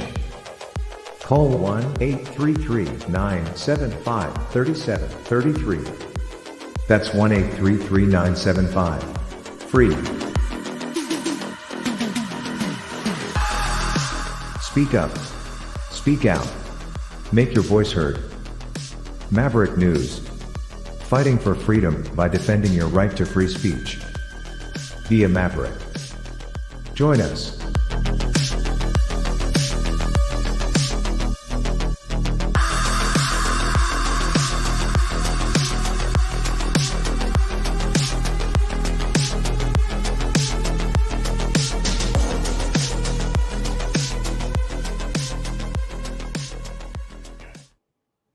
Sorry, I made a boo-boo. I had a Joe Biden moment, and I clicked on the wrong thing, so I just need a moment longer. Hang on. I'll be right back. It's almost ready to rock and roll. The New World Order. Government overreach. The Great Reset. Mainstream media lies. Now more than ever, independent voices are needed. Donate now at freedomreporters.com. That's freedomreporters.com. Maverick News. The antivirus program for your mind.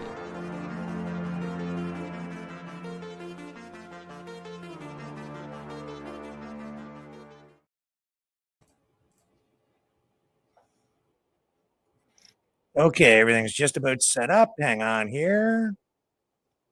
I just need to get all the stuff configured on the screen properly. We have callers in the queue already. And we are ready to take our first calls of the evening. Let's see who we have on the line first. And go ahead. Hi, Hello, how are you this evening? yeah, awesome. You said something earlier. You did a Rick rant. Oops, sorry. I turned off the stream. Sure. You did a Rick rant earlier. It wasn't quite the Rick rant you'd do a year ago. You weren't sort of mashing it out, but you were cool. You were calm, and I think that's what qualifies as a Rick rant now. Fair enough. Part of what you said was you said, pick up my damn garbage. Yep. Do you understand what I meant by that? Yes, I do. There's a poem by an English poet called John Betjeman. And in the 1960s, he wrote a poem where the end was the difference between order and chaos is the bin collection. I'm not familiar with it. I don't know what the poem's called. Maybe someone in chat can look it up. But I'm sorry, who was it that wrote that? Who did you refer to? John Betjeman. Oh, okay. I'll look that up. And then I'll share. No, he was a poet laureate in England when it meant something.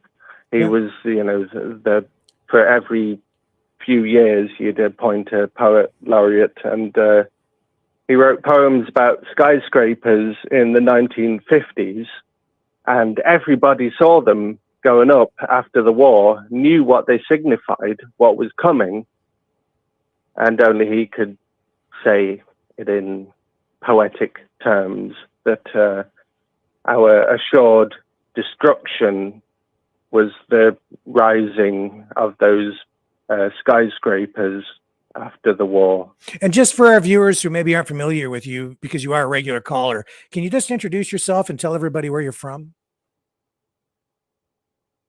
Yeah, I'm Matthew. I live in England. I have a van, and I put a £200 bet on today, French Open match tomorrow, which is Yannick Sinner. And if he doesn't win, then I won't win. Well, I've got my fingers crossed for you. No, Yannick Sinner's nuts at the minute. He I don't know how he's playing on clay, but he's naturally a hardcore player. But he can play on clay, so yeah. Well, tennis is not my sport. I'm not very good at it. I'm not graceful enough for tennis. So I do marvel at what some of those players are able to do.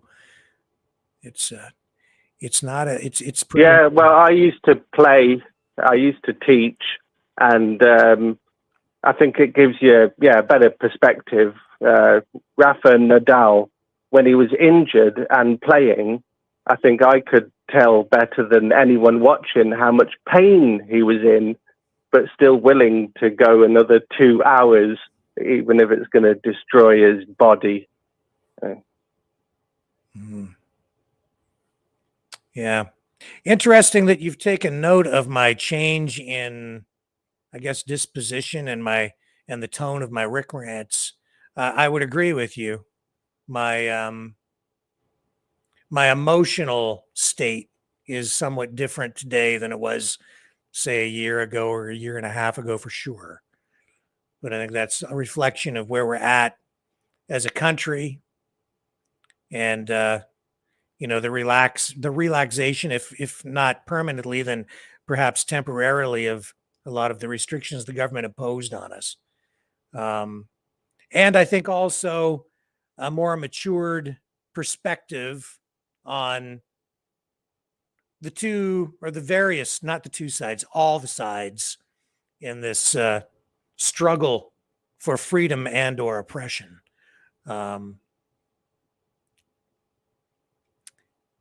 My perspectives on some things have changed a lot over the last year and a half, and Yeah, absolutely. I'll interject here. Sure. Your perspective, your demeanor, you've always been, extremely professional, but what is particularly pleasing for most of your audience who are hoping you'd catch up to where we all live, your voice is enough to have a disdain, but without laughing at the opponent. I know you showed Joe Biden fall over 50 times today, which I appreciate as a British comedy, I'll call that. So that's fine. But no, the chiding disdain. There we go. Oh, that's my best effort. Fair enough. Yeah. Yeah, that's fair. And I honestly, running that clip over and over again like that, I wrestled with the ethics for a minute. But then I look at the man and I look at what he's done and I look at where he is. I look at what he's responsible for. I look at what the system has created. I look at the way he has been essentially planted there as a figurehead. And I think it's actually necessary. All right, I'll do one more point and then I'll bow out. Yeah. The falling over part for a politician is a big deal. There was a politician in England called Neil Kinnock. He was the Labour leader up against, I think it was, what was it? John Major or Margaret Thatcher? Oh, God, I don't even know. Anyway, Margaret Thatcher or John Major. Anyway, he was filmed on a beach with his wife, walking along, a good shot for the, publicity. And the waves came in and they both, stumbled back a moment because the waves came in slightly further than you would have expected. And then he stepped back another step and then fell back onto his bottom on the beach when they were supposed to be having a publicity shot. It's thought that was so damaging to his campaign, it might have been, the moment when he lost. That's exactly right. And yet tonight, when I'm looking at the mainstream media, well, like I'll show you, like just pick one, any of the mainstream major networks. Here's NBC. So what's leading over there tonight? Bill Cosby faces new sexual assault charges. No, I lost my page. Here we go. A gun thing, drag performers, because it's Pride Month, So where's the Biden story? Oh, it's way down here. Apparently, it's not just Pride Month. Pride Month is a global thing, but in Canada, apparently, you have a 4-month Pride Month. It's now 4 months. I didn't even know that. I was aware that this was Pride Month, but I didn't realize it's been extended. How can 4 months? I'm going to look that up. Canada Pride Month extended. Pride season. It appears you are correct, sir. It's now Pride season. Oh my. They have the whole season now? Well, if they do it for one group, they'll have to do it for others. Pretty soon, other groups will be having whole seasons as well. Wow. Okay, it's Pride season, folks. Okay.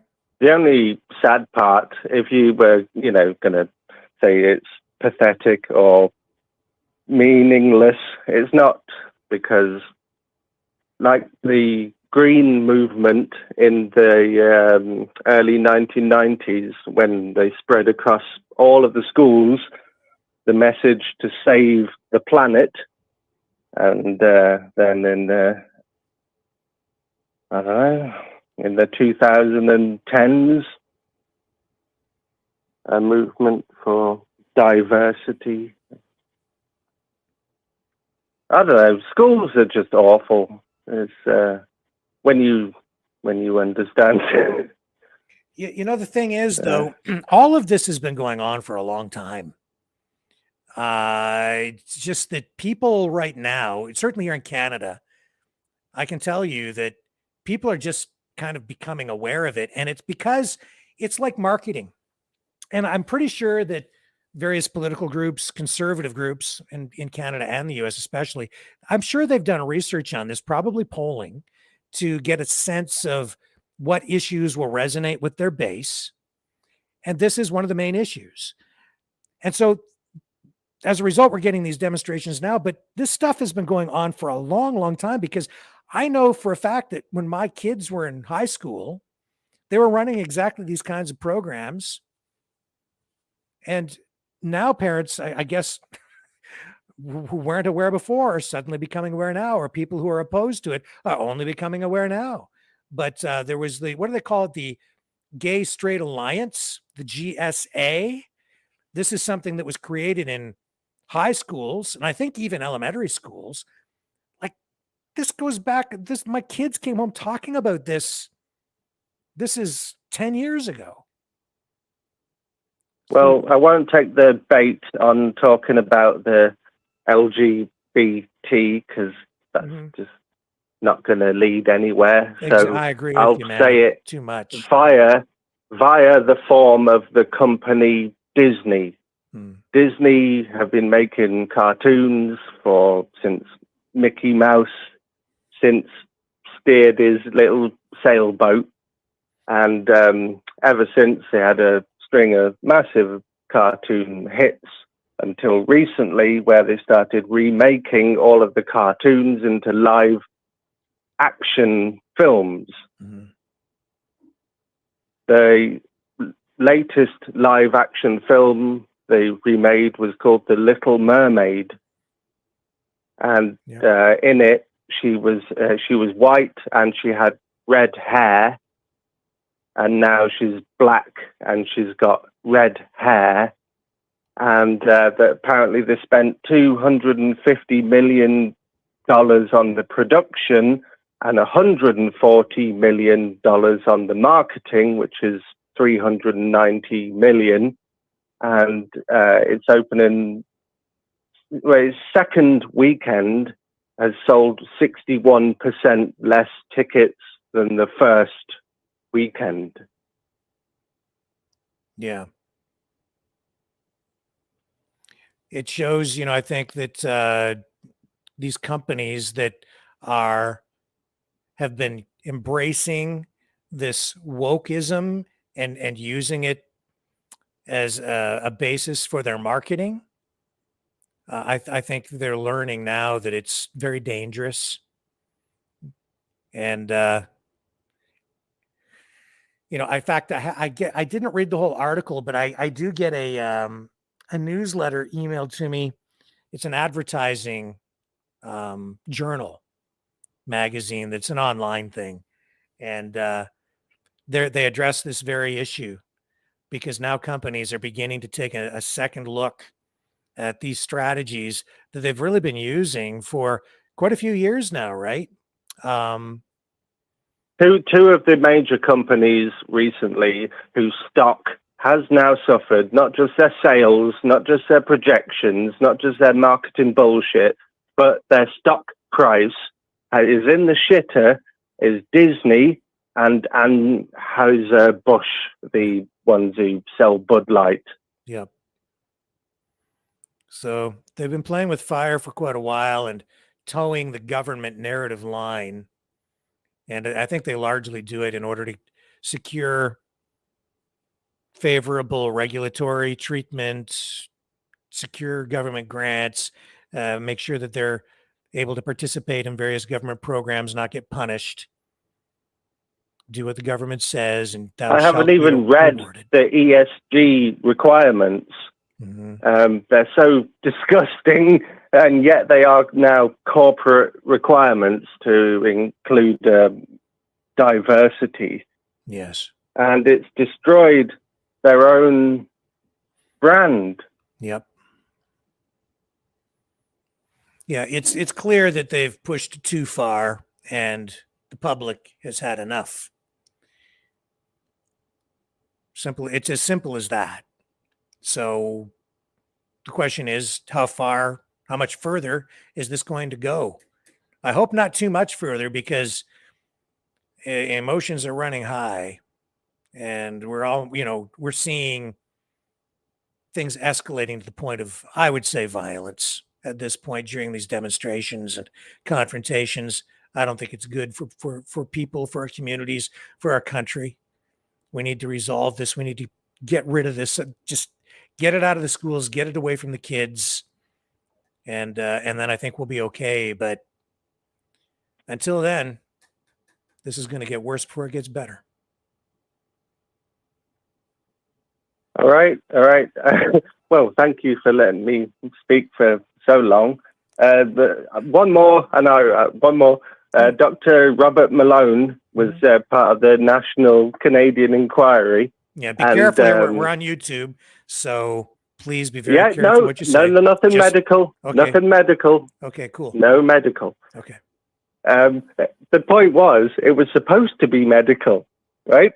And it was real hot seat here, and then it wasn't, because he put up his 15-minute film on fifth generation psychological warfare instead. Right. Exactly right. Yeah. I just thought I thought he was so slighted. He was the father of the technology. Everyone who came after him was, he saw them. And yet his creation got turned into a Frankenstein, and his rage was such that he went to the source of the problem, because he was a brilliant man. And he pointed at fifth generation psychological warfare. Yeah. That's it, right? I'm done. I can't talk anymore. I good. love you. it when you call in. It's always a delight. I really appreciate you, and you always bring thoughtful comments. So I think that's very helpful. Thank you. Better than my first call. Thank you. Goodbye. Okay. Take care, sir. All right, we're moving on. Who do we have on the line now? Go Hi, ahead. Rick. It's Chris. How are you tonight? I am fine. How are you? Where are we at out there where you're living? Well, we've had lots of rain today, and lots of rain heading up the mountain ways. So I think the fires are definitely getting smaller. There's still a few out of control, but the only really bad one now is up in Fort Chipaway, way up to the north. Okay, and just so people who aren't familiar, can you tell people where you're living? And of course, you're calling in to give us a little bit of an update from where you live on the wildfire situation. Yeah, I live in Alberta here, and I live in the central part of Alberta. So all the wildfires obviously have been to the north, from past north of Edmonton and up. Right now, Fort Chipewyan, which is way up to the north, the people, apparently the only way they can get them out of there is to fly them out. And the fire, I guess, is like 14 kilometers from the airport now. So it's like getting desperate to get those people out of there, because there's no roads. There's only a winter road that they can use in the wintertime to get out of there. I see. So, yeah, I think it's like a native reserve. I'm not exactly too familiar, but hopefully they'll get. I think today they were really pushing to get them all out. So that's that's a good thing. I don't know what's going to happen up there. I think that's the real major fire that's burning right now. All the others, I think, are they're getting better. Let's put it that way. There's not as many out of control now. Most people have gone back home. There's very few evacuated that I'm aware of. So that's kind of the update for out here. Good. I guess we had some excitement here over our town yesterday. We had a nice little tornado that popped up out of nowhere, and by the time the tornado warning came on the cell phone, the tornado was right here. Wow. Like it was almost like literally above my house. Ooh. And there was all they said was a severe storm warning yesterday. Rain and stuff. They never mentioned anything about tornadoes, and the weather was really calm. There was only a couple claps of thunder, and then out of the blue, and it was massive. It was really big, but luckily it kind of formed over the town, and then it took off to the east out in the field, and that's where most of the pictures were taken, but you could see it for miles. It was crazy. So how much damage was there? Very much? Or? I don't think there was much damage because they say it wasn't moving really, really fast. So I think if anything, it might have taken out maybe some trees or damaged some grass. Like there was no damage in the town because it formed over the town, but it never dropped on the town. It took off to the east and then it went north. Very fortunate. So what I'll do is, because I really don't want to tell you exactly where I live, I can call you tomorrow and let you know, and then you can look up these videos if that's okay with you. Sure, that would be fine. Yeah, I appreciate that. So I know. And as far as that Madonna, that's just pure evil. You just look in her eyes. That she doesn't even look like she's in there. Yeah, empty. Like it's empty. It's like I don't even what was the purpose of her even doing that? Like I don't know. Honestly, really, I find it repulsive. It scares me. If she was around me, like if I saw her, if she was in my presence, I would go out of my way to avoid her. I wouldn't ask for an autograph. Yeah. I would try to stay away from her. She scares me. Yeah, it is. I've never seen that side of her. That is very, very odd. But there's so many odd things happening. People are changing in so many different ways lately. It's hard to know. Hard to know what frame of mind they're in anymore. Yeah, it's right. I think when you're living a life like she's had, and you get to where she's at in her life now, with the amount of money, the fame, there's no way she's in touch with the real world that we live in. Oh no. And with all the crazy stuff that goes on out, in California, and New York and all these places where these elite celebrities, I will call them, where the celebrity royalty, like she is, I think it's got to just completely screw up your head. Yeah, I think so too. After a while, and then they get into drugs and they get into booze and all this other stuff, and then they eventually get in their own demise. You know what I'm saying? They do themselves in eventually. Yeah, and it's just like Lisa Presley, Elvis Presley's daughter that died. Mm-hmm. Yeah. Yeah, I mean, you seen her a couple of days before she died, and she looked terrible. Yeah, like absolutely terrible. She looked like a ghost, just white. It's just, I don't know, and I don't even know if they ever did tell us what she actually died of. I didn't hear anything. Did you? Lisa Marie Presley. So let me just look it up. What did Lisa Marie Presley die of? Cardiac arrest on January 12th, 2023. Okay. Yeah. Cardiac arrest at her home in Calabasas, California. Wow. Yeah, that was sad because, that was really sad, but what can you do, right? Life tells you what life gives you a chance and then that's it, right? Yeah, that's the thing I don't understand about our culture. We idolize these celebrities, these musicians, many of whom end up killing themselves or overdosing and dying. And somehow that's Yeah. romanticized. I don't get it. I never really have. I don't get it either. No.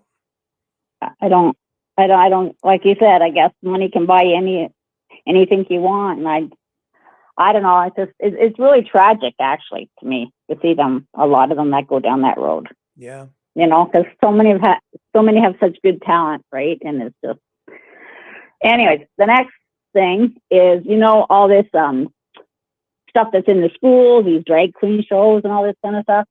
So, you know, my opinion is this is Trudeau's fault because he was the one that was mentioning these LGBTQ. I mean, there's so many letters now, I don't even know which is which. But, you know, like you said, it's been going on for a long time. And there's always been gay and lesbians. And, you know, I have nothing wrong with those people. You know, they live their lives. I even have friends that are, well, she's a girl now. But anyways, and I was asking her about these drag queen shows, and she says they're even getting to the point now that this is a totally different group of people. These aren't just your regular gays and lesbians anymore. These are, I don't know if they're being paid by the government now to act out like this or what, but something, yeah, something's terribly wrong. You don't go into a school to perform something like that without some sort of government funding behind it. That's Exactly. absolutely a government program. And I just think it's sickening. Like it leaves it, like you said, leave the kids alone, take it out of the library, take it out of the school, you know, go to a strip bar and do these where people are over 18. You know what I'm saying? Like it's going too far. And you know, the thing that gets me is that Trudeau has children himself. And yet obviously he thinks this is okay. So his kids are going to be warped down the road. Yeah.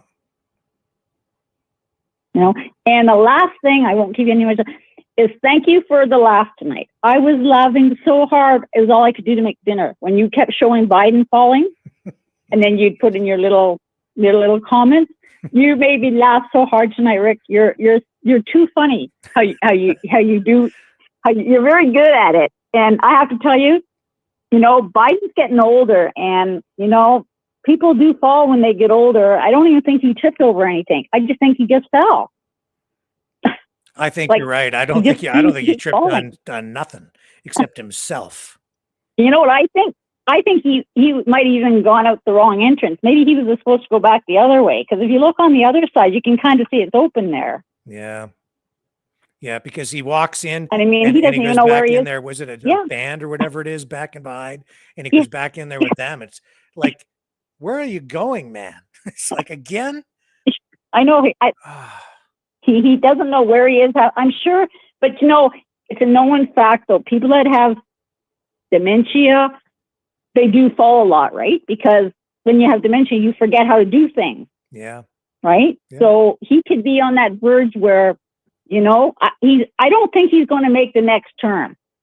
There's no way. He's getting worse and worse all the time. I can't see him making it that far either, which then, you know, we've been talking a lot about Robert F. Kennedy Jr., and that's really the path to victory that I see for him. The only possible path is that at some point, probably at the worst possible moment, Biden, you know, decides that he can't do it, or he keels over and croaks, or he's just obviously beyond help and he has to drop out. And then people have to start looking for an alternative. And there's Robert F. Kennedy Jr. Yeah. And maybe at that moment, that's true. That could happen. But aside from that, that's quite possible. And timing would be everything on it. Who knows? It's so, politics is so unpredictable. Well, it is. And you know, we're all very happy out here that Danielle Smith got on. Notley had very few seats.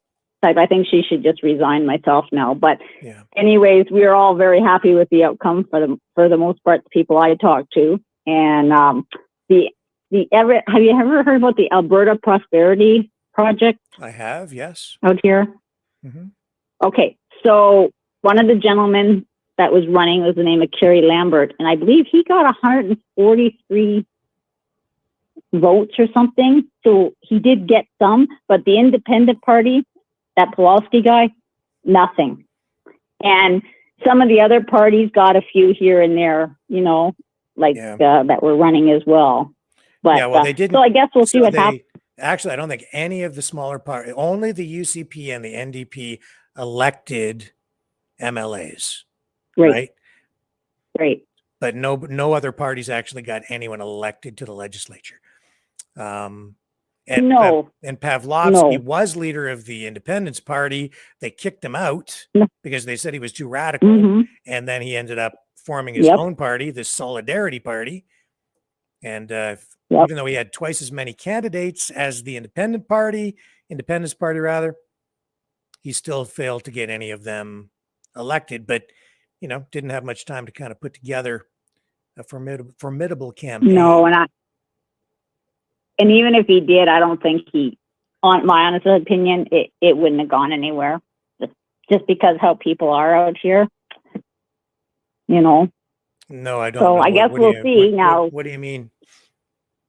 You don't? Well, they what don't I'm support saying him? is like he's very well. No, it's just like remember how you were saying about certain freedom fighters, Mhm. how aggressive they're getting now, Yep. and they're getting more and more angrier. Yep. Well, to me, Pastor Art, in the beginning, I really felt sorry for him. Like, oh God, you're arresting a pastor. But now, as I've been kind of listening to him more and more, it's almost like he's an actor, and it's like he enjoys causing trouble. Yep. And people of Alberta can see that now. Yeah. Right. That's why he got kicked out of the Independent Party, because of his voice. Right. So yes. you definitely don't want somebody like that. And I mean, like you said, and the violence is escalating more with these people. Mm-hmm. I don't know if you heard about the I think it's Reunify Canada.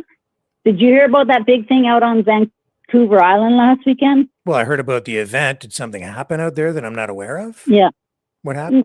Well, no, I just wondered if you had even heard about the event, because it was pretty hush-hush, and it was just a few of the freedom fighters could do a few videos here and there, Yeah. but they couldn't do a lot of it. So I don't know exactly, Reclaiming Canada, I don't know exactly kind of what was going on there, that it was all hush-hush, that only a few little things could get out in here.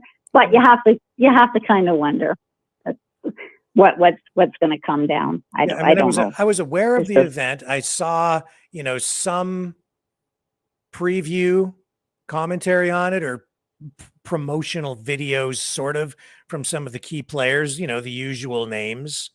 I didn't Right. pay a lot of attention to it, but I know that they ended up with about 200 people who went out there to participate.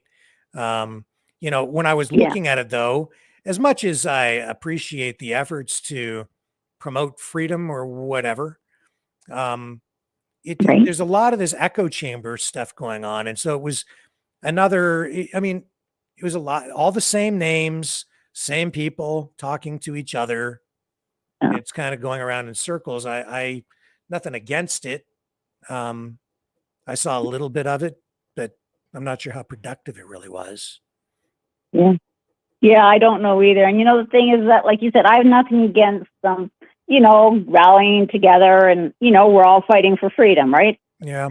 I do have a problem when you start, it's costing big bucks for people. If you want to come see this, you got to pay big bucks to come in and see it. And it's like, well, not everybody has tons of money. We can't all just get in our cars and drive to Vancouver Island to listen to that. And then they say, well, if you want to listen to it, you have to pay to listen to it streaming. So I guess that's why a few of the freedom fighters did, once in a while you get some videos.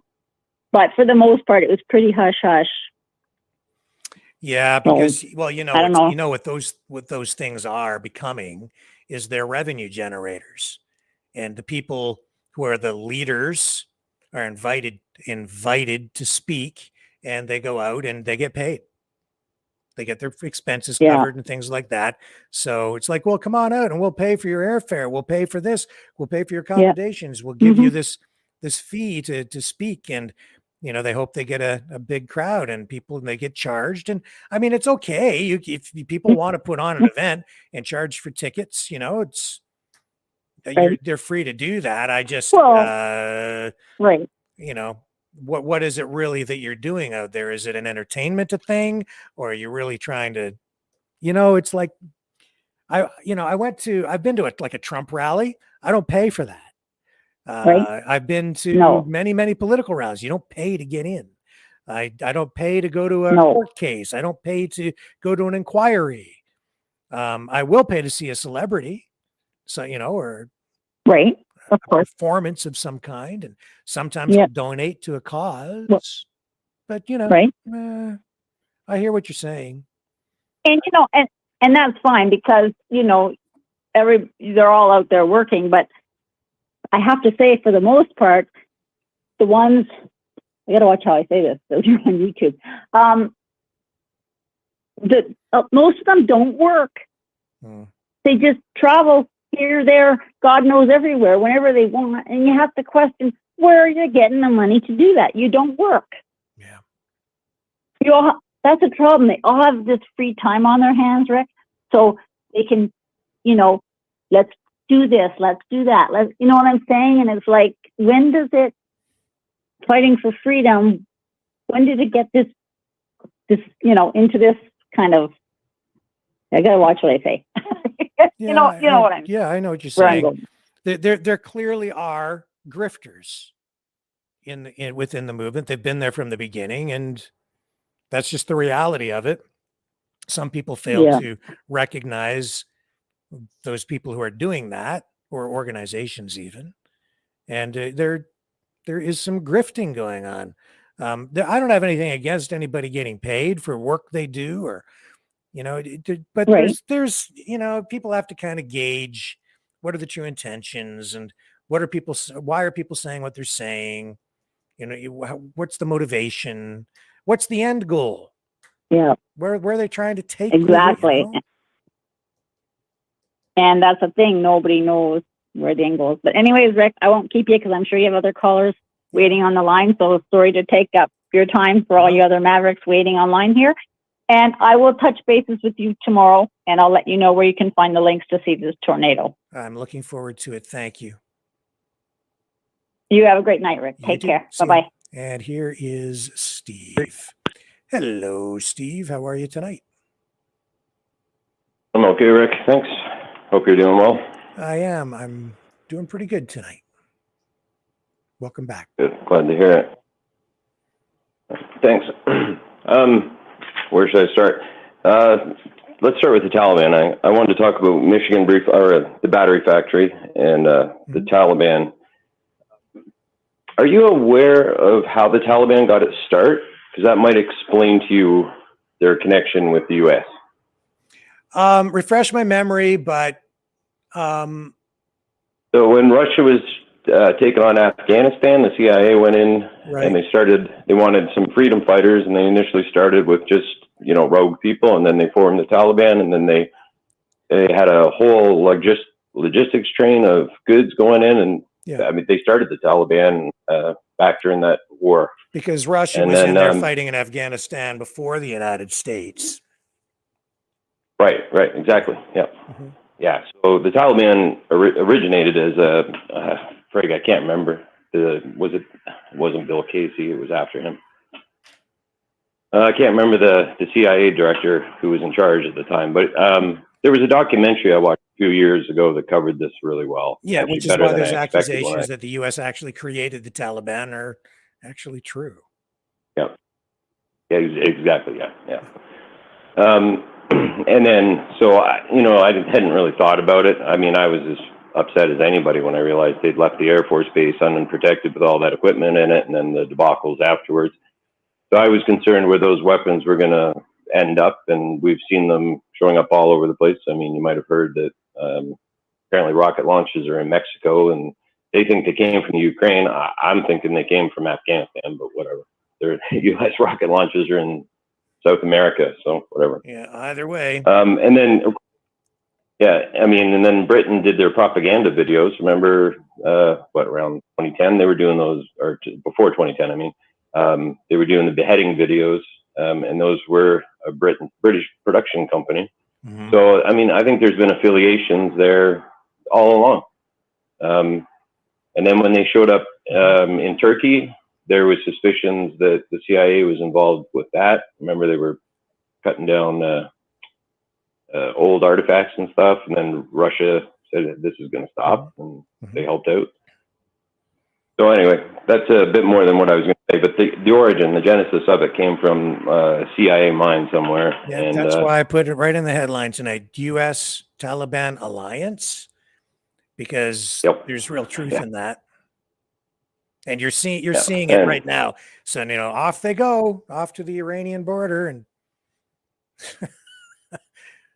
exactly. It's Yeah. Twilight Surprise, Zone surprise, stuff, right. man, and the average person oblivious. Anyway, but please continue. Yeah. So some puzzle pieces fell into place for me here. This number is going to boggle the mind, but I promise you, I heard this more than once. So we invested $13 billion, or are investing, and then another $5 billion for the other. So the two factories going on in Windsor area. Keep in mind, Volkswagen is connected with the 13 billion one. Yeah. Did you know that in Michigan, China is building a battery plant? This is going to warp your mind if you haven't heard this. So they've been granted a huge parcel of land. I mean, mind-boggling numbers. I can't remember. I think it's like 1,500 hectares or something. They actually have to move a wetland. So how precious are wetlands to the government? If they're going to try and move one, you can't do that. But that's a whole other issue, causing all kinds of problems for people in Michigan. There's a group coming together to try and, you know, stop it, because it's going to affect the watershed and this wetland that they're going to try and move. So, but $180 billion is being gifted from the U.S. government to China to do this, just the same way that we're gifting $13 billion to Volkswagen. And what was really interesting and intriguing to me is there's a wetland involved and a river. The big problem here is they're worried because of China's record with polluting, and they're afraid they're going to pollute this water because it takes 800,000 gallons of water a day in that plant that they're planning. And they want to know what's going to happen with the water, and is it going to pollute the watershed? And that'll end up, is it Lake Michigan, I guess it would go to? And there's 4 components or 4 steps in making these batteries. And so as I'm learning about this, they're only going to do 3 steps. And because the government's aware of how dangerous this could be, from fires to pollution and stuff.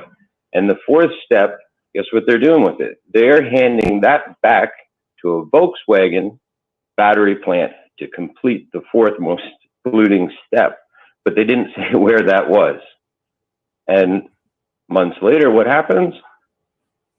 One starts to be developed here in Ontario. So I'm worried that it's going to be here that we put together this 4th component in conjunction with China. So I haven't dug too deep into this yet. These pieces just kind of started falling together for me over the past week. But wow. Do I still have you, Rick? Oh yes, I'm just, my jaw's on the floor because you're giving me information that I wasn't aware of until now. There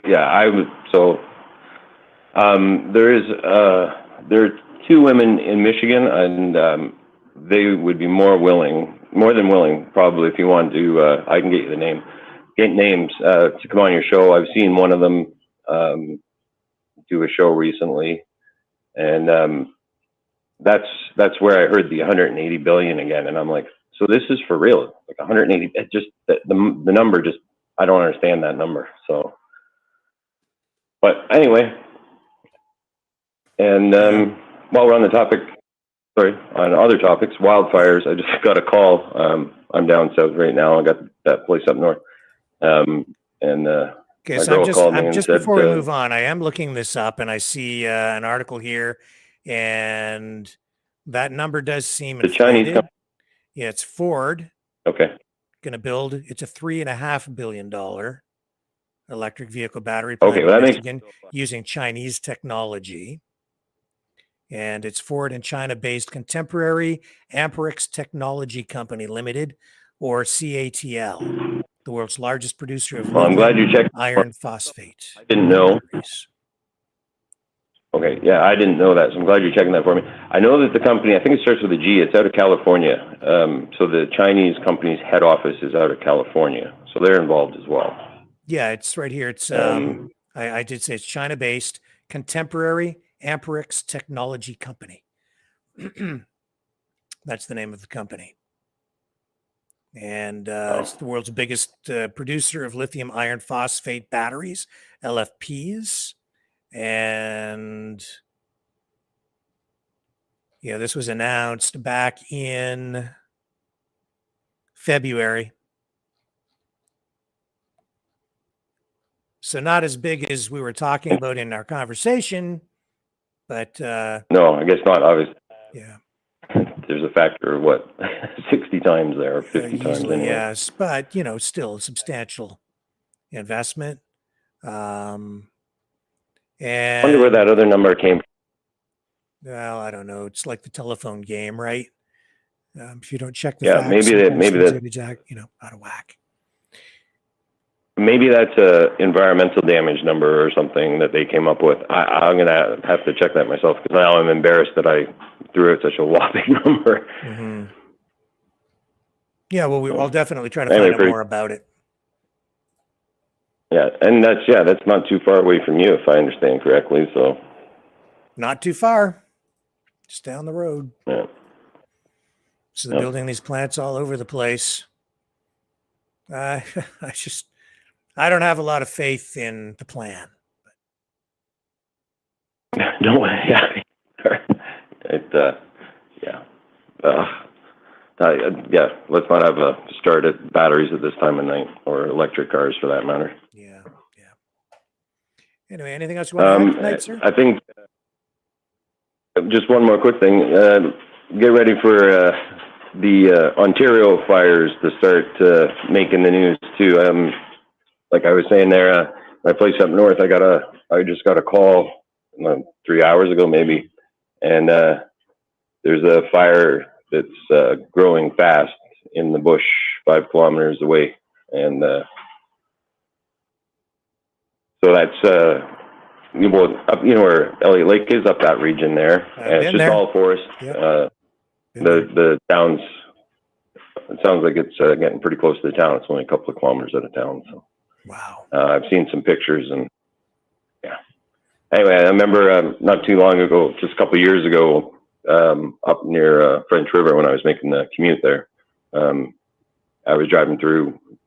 Well, you showed pictures the other night, and it was just like driving through there when I was driving through French River for all the smoke. So yeah, I'm sure we'll start to smell them here in a couple of days. But anyway, I won't keep you. I know it's getting late there. Okay, thank you. Stay safe, my friend. Okay. All right, we'll talk to you another time, Rick. You betcha. Okay, who's on the line? Hello, Rick. How are you? I'm fine. You say no Madonna.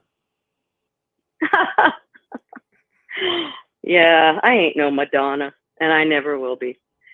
Well, my brain is kind of mush because I've been on hold for a long time. I got to develop the Leo talent of getting on earlier so that I'm not so disjointed by the time you get to me.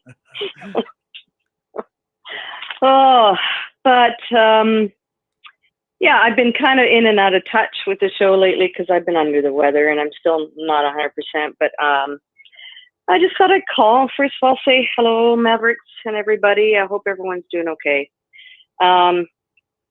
This whole thing, the world, the way I'm looking at things now is that we're frogs in a slow boiling water, in the slow boiling pot. We have been for many, many years. The globalists and the cabal, all of those people got together and they became a lot more organized and stuff. And they figured that we were brainwashed enough that they could push us into things a lot easier than they have been able to. That's my take. And what they're finding out is that they've grossly, even though humanity is greatly fatigued from being inundated and brainwashed and all of this stuff for all these years, preparing us for this great reset, they've grossly underestimated humanity, the core of humanity. And humanity is, I would say, well, we've got the elite that, you know, whatever, I don't even like to use that term for those people, but we've got the globalists and that are the 1%. But there's the rest of us that are mostly very good and kind and loving people. We're very tolerant, and we have been very tolerant. And I don't know about everyone else, but okay, mister, get down, please. Sorry, furry bum in my face. I don't know about everyone else, but I've been pushed to the point where even I've been very tolerant and very, you know, soft-spoken about a lot of stuff, especially in public and wherever I go. And I've been pushed to the point where I just blatantly speak my mind now. I say what I have to say if I don't agree with stuff and whatnot. But I mean, you know, we've got so many things still going on. Like you mentioned, the bike lanes, right? Yeah. Nobody's going to use them. Yeah. Honest to God. And I stepped out my door to get a few things on sale. And they're right in front of my building now, because when I last talked to you, this was way up the street. Well, now they're right in front of my building. So I went to, you know, go out, and I wound up talking to the flag guy. And I'm like, I'm very observant. And I'm like, can you tell me if, you know, I'm aware that this is supposed to be a bike lane, but what the hell are they doing installing hoses? Like, what's all that for? He says, they're putting an irrigation system in. I said, in a bike lane. He shook his head and he's like, yeah, I don't even know what to tell you, because I just do the flagging, and I don't even know what to say anymore with everything that's going on. I said, and we're paying for that. Come on, mister. And, you know, and he said, yeah. He said, I guess so. He said, you know, so, you know, this is on a street, again, that isn't very scenic or anything, which most people who ride bikes and stuff will take scenic routes to enjoy the ride and everything. Nobody wants to be, you know, tied up in traffic and around cars and everything as a rule. I mean, I don't know about you. I wouldn't.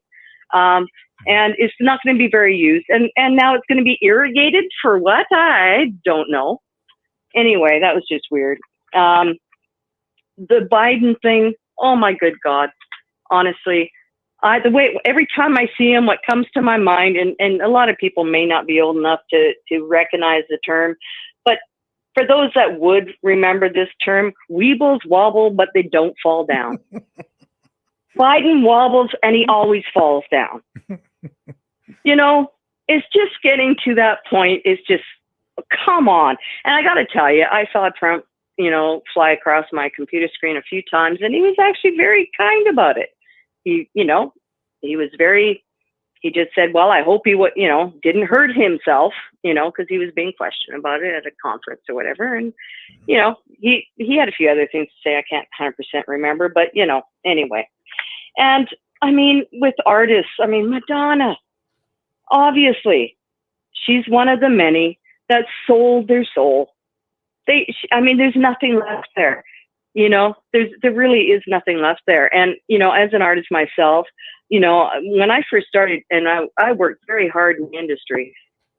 And yeah, part of my goal, I had hoped to become successful, but I had a goal with that success. I had a dream of what I would be able to do with what once I got to that level. And it was to help foster children. So I had a whole plan and a business model planned out to help my communities around the world with this plan. Anyways, I didn't get there. Why? Because I wouldn't succumb and sell my soul. I came up against a lot of crap along the way. And as I started rising and getting noticed and whatever. And I always, when push came to shove, I wouldn't sell my soul. I wouldn't succumb to the crap that was required for me to go to the next level that would get me to that place where I would have that kind of influence and make a difference. Now, that's just the harsh reality of it. And I know many musicians that gave up and just went, no, we don't. The reason why they don't make it, not because of lack of talent. I know a lot of incredibly talented musicians that aren't on the world stage. And there's a darn good reason for it. It's because they wouldn't sell their souls. They would not give in to what's required. And I mean, we've got actors that have tried along the way, like Schroeder and that one actor, I can't remember his name off the top of my head, but he was interviewed by Oprah, and he tried desperately to warn everybody about the whole situation. And he even commented in that interview, quote for quote, they may try to kill me for talking about this. Corey Feldman. Now, that's Corey Feldman, exactly. Mm-hmm. Like, this has been going on for so many years, folks. Like, we are the frogs in the slow boiling pot. We are waking up now because it's getting awfully hot and uncomfortable. What do we do about it? Well, we have to make decisions as to how are we gonna say no to all this stuff? We need to. No to CBDCs. Use your cash. No to succumbing to the surveillance stuff that, you're going to use automated this and tip that, tap that, whatever.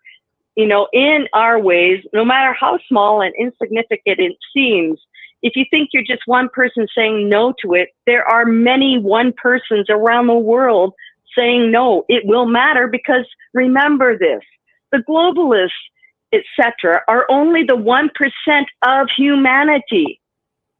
We ultimately do have the power. We do. I have to remind myself of that every day. And yes, we can make a difference in our daily life. Absolutely.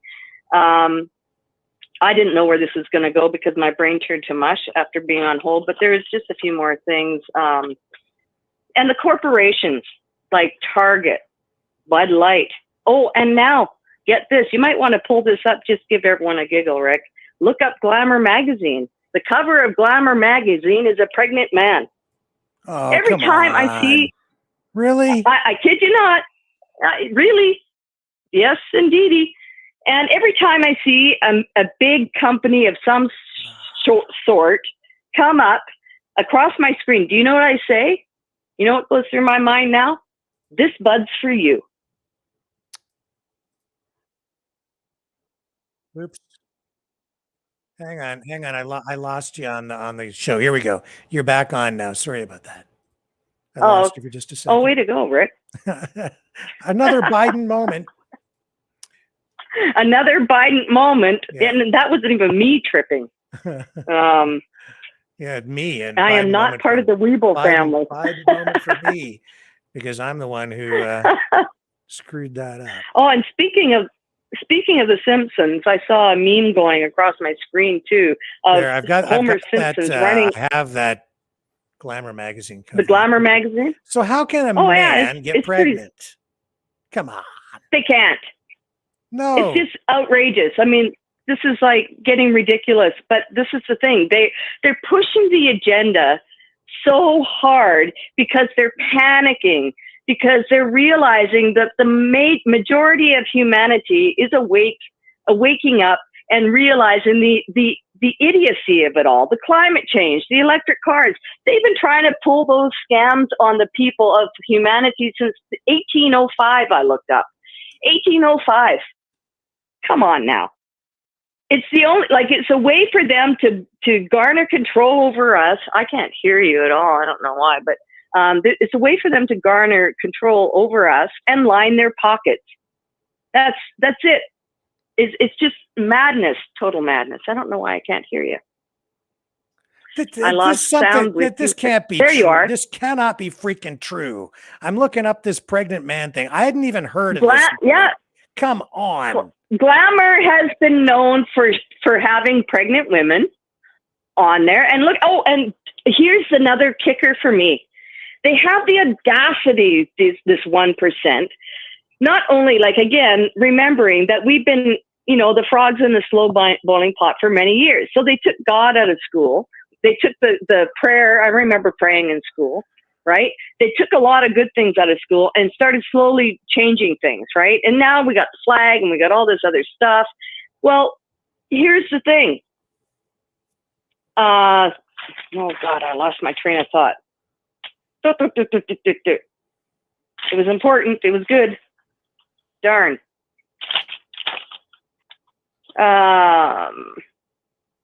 Logan Brown. So is this a woman Where is it? who identifies as a man who got pregnant? Is that what it is? You know what? It's just getting so darn confusing that I don't even have words anymore. We've run out of alphabet letters at this point, and we've run out of patience. Really, I mean, it's just getting beyond ridiculous. But I had a very important point that I was leading to, and I'm just sort of scanning over. Oh yeah, Pride season. So they do all of this, right? And they slowly tell us that we can't say Merry Christmas, and that got my goat way back when they told that, and it was offensive to me. And I kept thinking, what about me? That's part of my life. That's part of, it's been a part of my life. Merry Christmas. That's what I would say to people in passing, whatever. So here's the thing. They've given this madness a season now. And what does God get? Christmas Day, Christmas Eve, 2 weeks off holiday for people. I mean, look at, come on, people. Let's keep this in perspective. Pride, this is evil. We are in a spiritual war. This is nothing. Okay, so I looked this up, and it says here that Logan is not saying he is a man and demanding we do the same. He is calling himself a trans man, that is a biological woman, which is true. He was born a woman and prefers to live as a man, but wanted to use his lady plumbing to have a baby. So this is a woman. It's just getting ridiculous. It's a woman. And this person may dress like a man, may act like a man, may cut their hair and do other things to appear to be a man. Maybe they want, I don't care. But anyway, you slice it, and that's a bad choice of words. Anyway, you look at it. I'm so sorry. That just, I didn't intend it to come out like that. I get it. It was not intended. This is a woman. You cannot, men biologically cannot have babies. Period. Okay? Yeah. So that's it.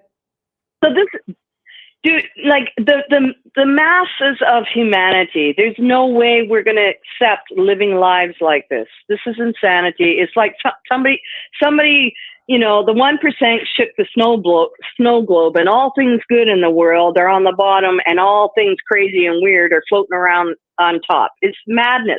Because they've taken this beyond tolerance.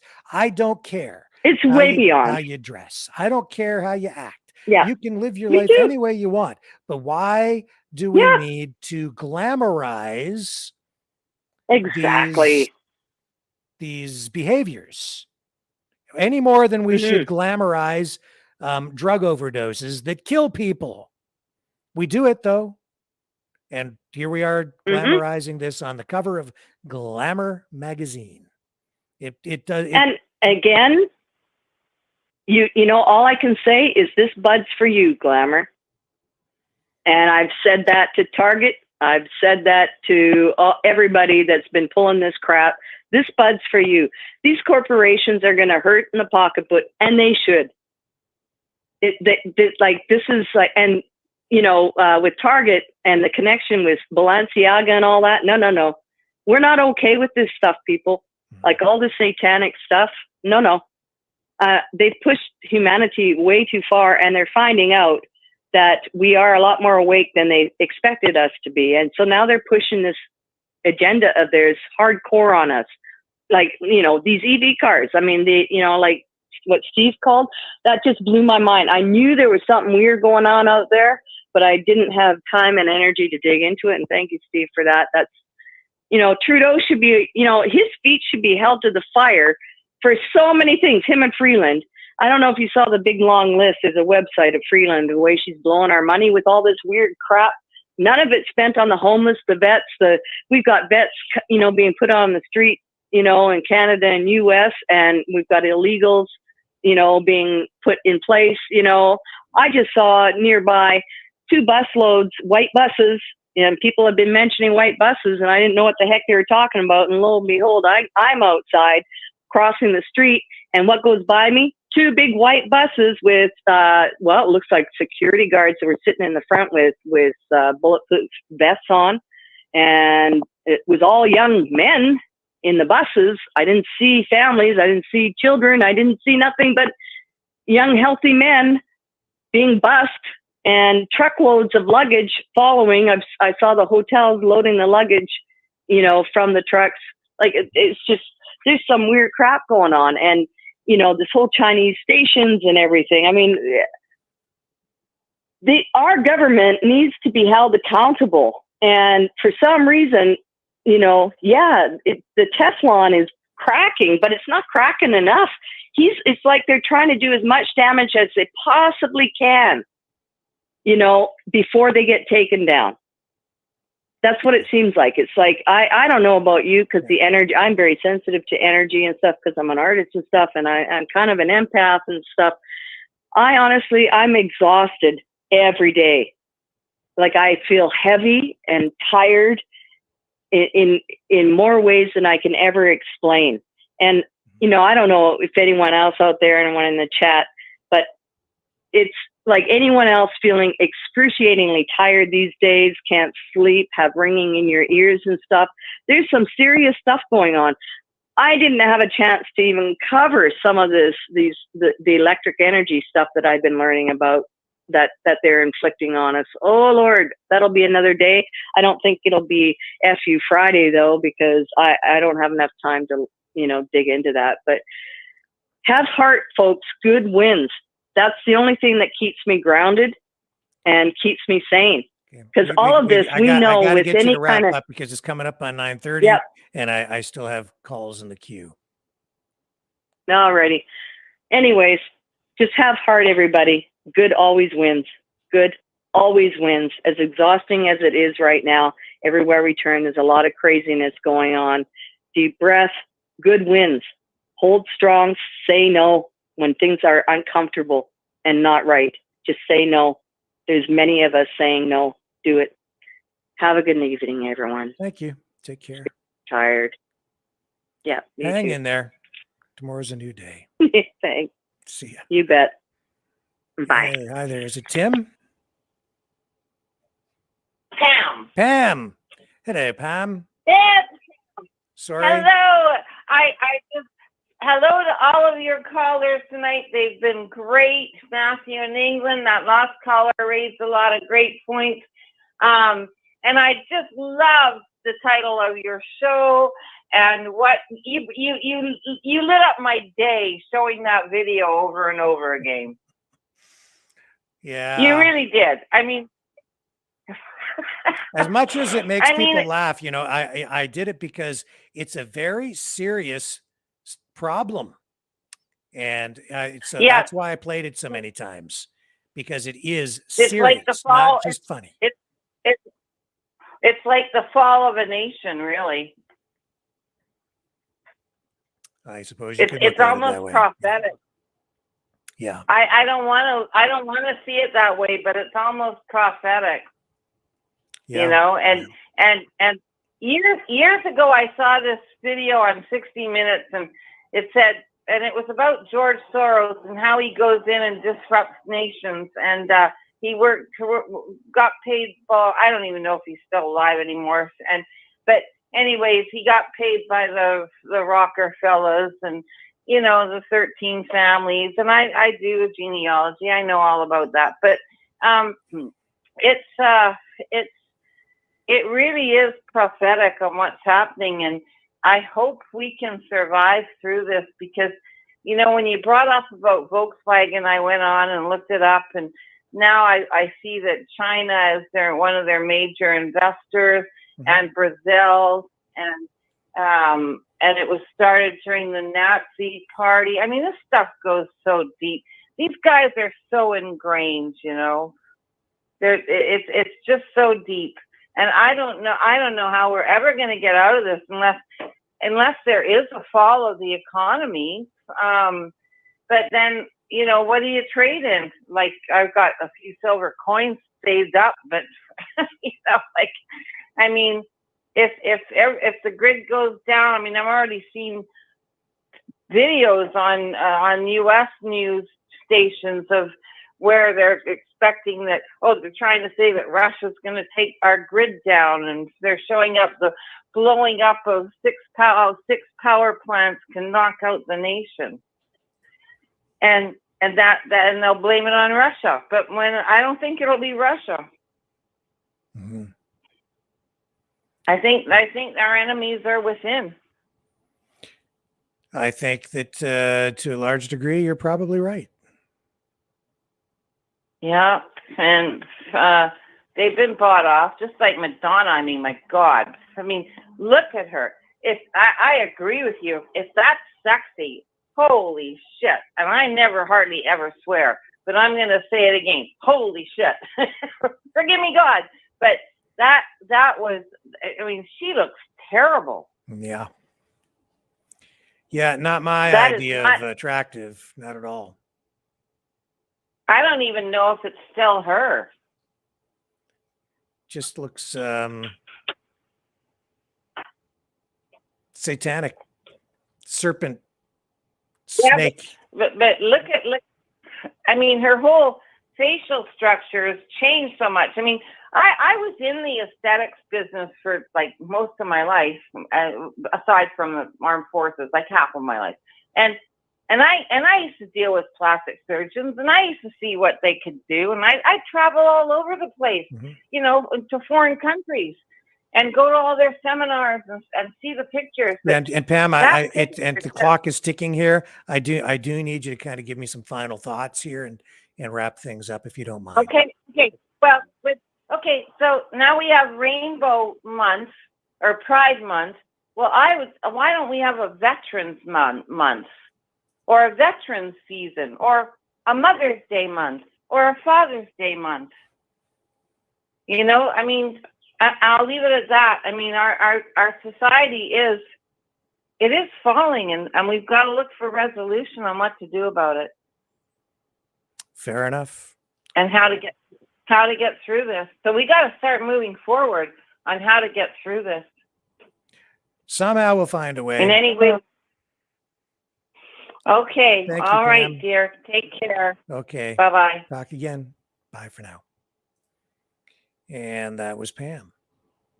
And it is now 9:30 p.m. Eastern Time on the first day of June, 2023. Strange day, strange times, weirdness out there everywhere. Yes, ladies and gentlemen, we are in the brave new world. If not the Twilight Zone. Everything is upside down. All that we thought we knew is not. Or so it seems, or maybe it's that which we thought seems such, but is not, because it is the opposite of. I do not know anymore, but I am going to look up that poem by John Betjeman and see if what I've been talking about with regard to just getting the government to pick up our darn garbage ties into what that poem is about. And then maybe I'll have that to share with you tomorrow night. And let's all pray for Joe Biden. I understand he's feeling okay, didn't get hurt, but also let's pray for the United States of America, for Canada, for the world in the wake of another Joe Biden disaster. Folks, I'll be back tomorrow night at 6 p.m. Eastern Standard Time. Please consider supporting the channel by donating at freedomreporters.com or at maverickdonations.com. If you haven't subscribed, please do that on YouTube if you're so inclined. If you do subscribe, make sure you hit the notification bell, like, share, and subscribe. As I say, like and share over on Facebook. And please consider subscribing over on Rumble, the more free or freer speech platform that we are growing on. It's vitally important as we move into the future, and more censorship. And that is why we are here, because we continue to fight for free speech and freedom of media here on the Maverick News Channel. I will see everyone back here again, 6 p.m. Eastern Standard Time tomorrow on the flip side. Thank you, everyone.